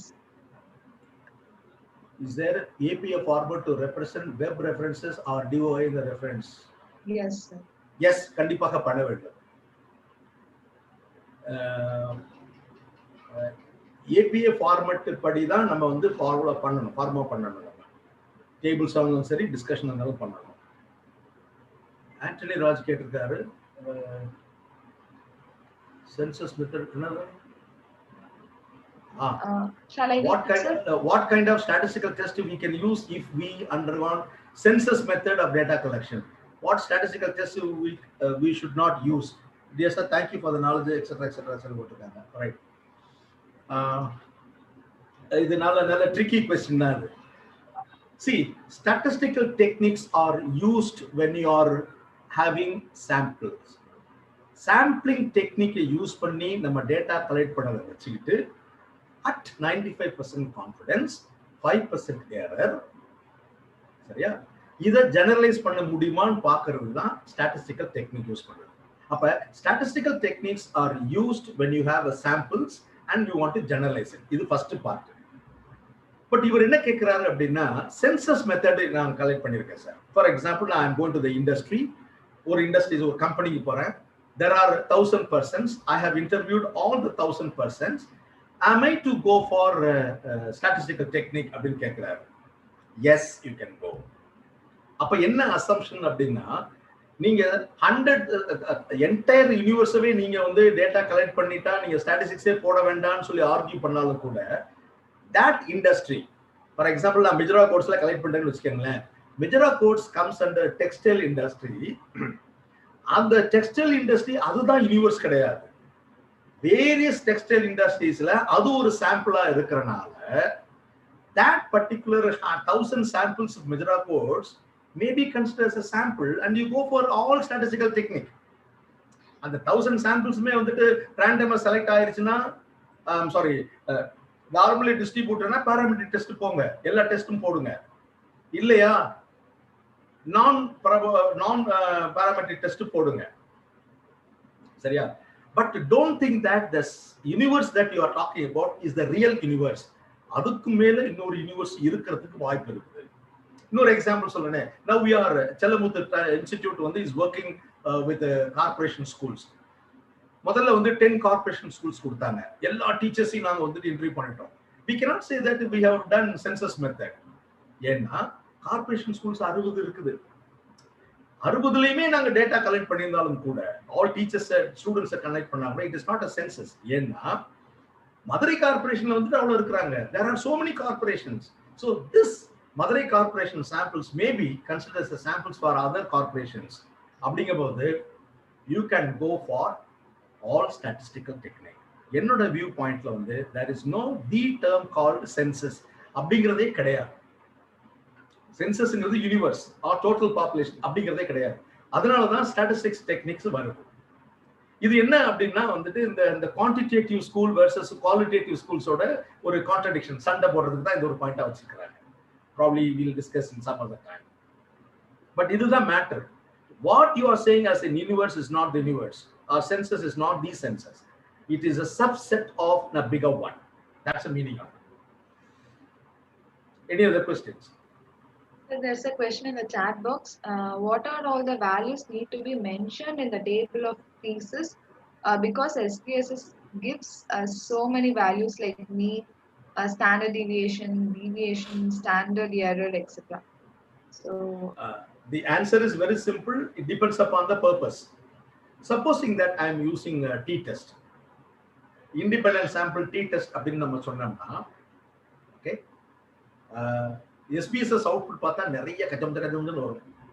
அதுலயுமே 14 வெர்ஷன்ல யூஸ் பண்ணோம்னா ஒரு மாதிரி அவுட்புட் வரும், 25ல வேற மாதிரி அவுட்புட் வரும். அது நம்ம அதை கண்டுபிடிக்கிறதே ரொம்ப கஷ்டமான காரியம். இதுக்கு என்ன பண்றாங்க அப்படின்னா, better you refer to APS style. ஒரு APS ஸ்டைல் படி, ஓகே, APS ஸ்டைல் ஒருத்தர் எல்லாம் கொடுத்துருக்கிறாரு, விஜயலட்சுமி கொடுத்துருக்காங்க. அது எப்படி டேபிள்ஸ் போடுறதுங்கிறது ஒரு வெப் அட்ரஸ் கொடுத்துருக்காங்க. அதை நீங்க ஃபாலோ பண்ணுங்க. அங்க போய் கிளிக் பண்ணீங்கன்னா ஒரு டி டேபிள் எப்படி இருக்கணும், ஒரு அனோவா டேபிள் எப்படி இருக்கணும், எதுல மேல கோடு இருக்கணுமா, சைட்ல கோடு இருக்கணுமா, இருக்கக்கூடாதா அப்படிங்கறதெல்லாம் ஃபார்மேட் இருக்கு. அந்த இன்ஃபர்மேஷனை மாத்திரம் எடுத்தாலே போதும். அந்த இன்ஃபர்மேஷன் வந்து எடுத்தாலே போதும். இப்போ for example independent sample T டெஸ்ட்ல வந்துட்டு என் கொடுத்துருப்பாங்க, மீன் கொடுத்துருப்பாங்க, ஸ்டாண்டர்ட் டிவியேஷன் கொடுத்துருப்பாங்க, ஸ்டாண்டர்ட் எரர் கொடுத்துருப்பாங்க. இந்த ஸ்டாண்டர்ட் எரர்லாம் நம்மளுக்கு தேவையில்லை. அப்புறம் லோயர் பவுண்டு, அப்பர் பவுண்டுலாம் கொடுத்துருப்பாங்க, அதெல்லாம் தேவையில்லை. நமக்கு என்ன தேவையோ அதை மாத்திரம் எடுத்துக்கிட்டாலே போதும். அதை வந்து ஏபிஎஸ் ஸ்டைல ஃபார்மேட்ல போட்டிருக்கிறாங்க. Okay, thank you Biju for giving that link. அவங்களோட லிங்க் நீங்க கிளிக் பண்ணீங்கன்னா அந்த ஏபிஎஸ் ஸ்டைல் ஒன்று டக்குனு டேபிள் உட்காந்துரும். Any other question?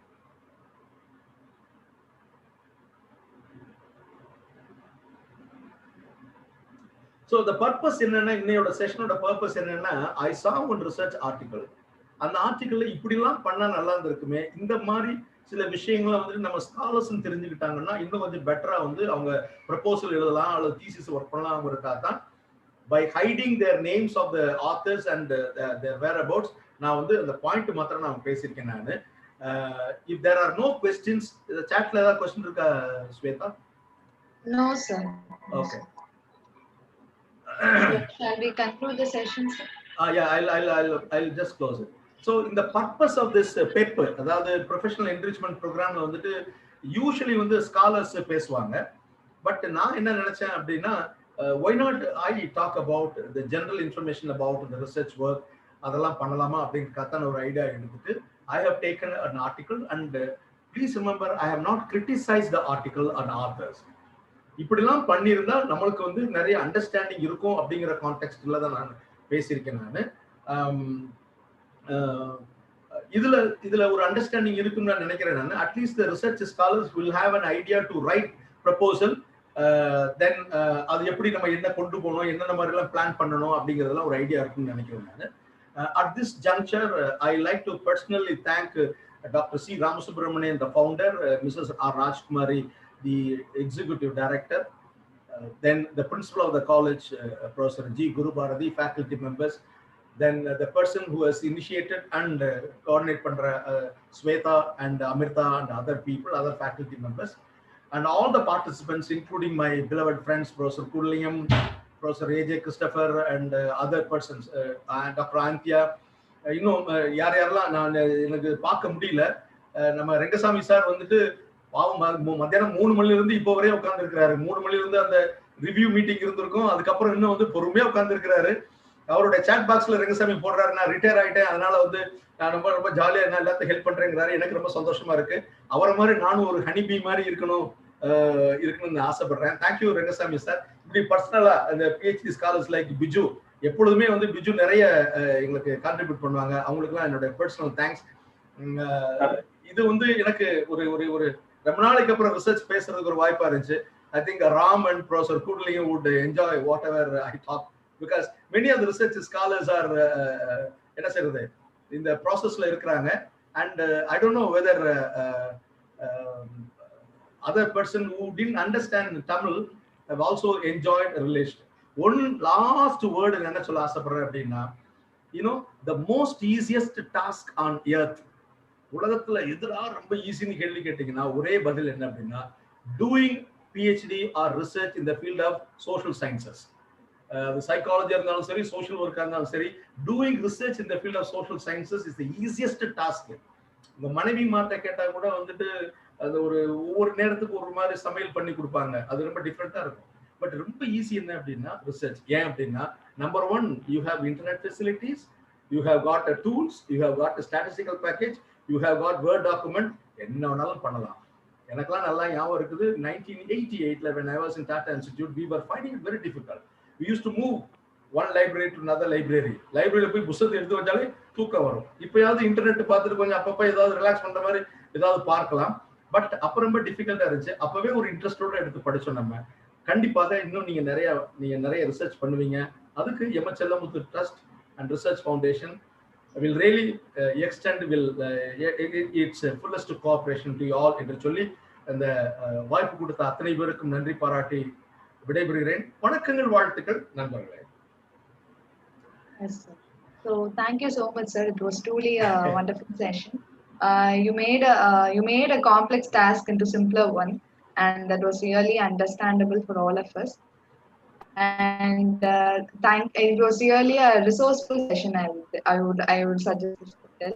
And thank you for that, sir. And hope everyone would have understand that, and more concept clarity was there in your session. So thank you all. Thank you for your presence, and thank you for your participation as well. Thank you, sir. I am signing off. Thank you. Take care. Good night. Stay safe, and we'll fight with the corona. Thank you.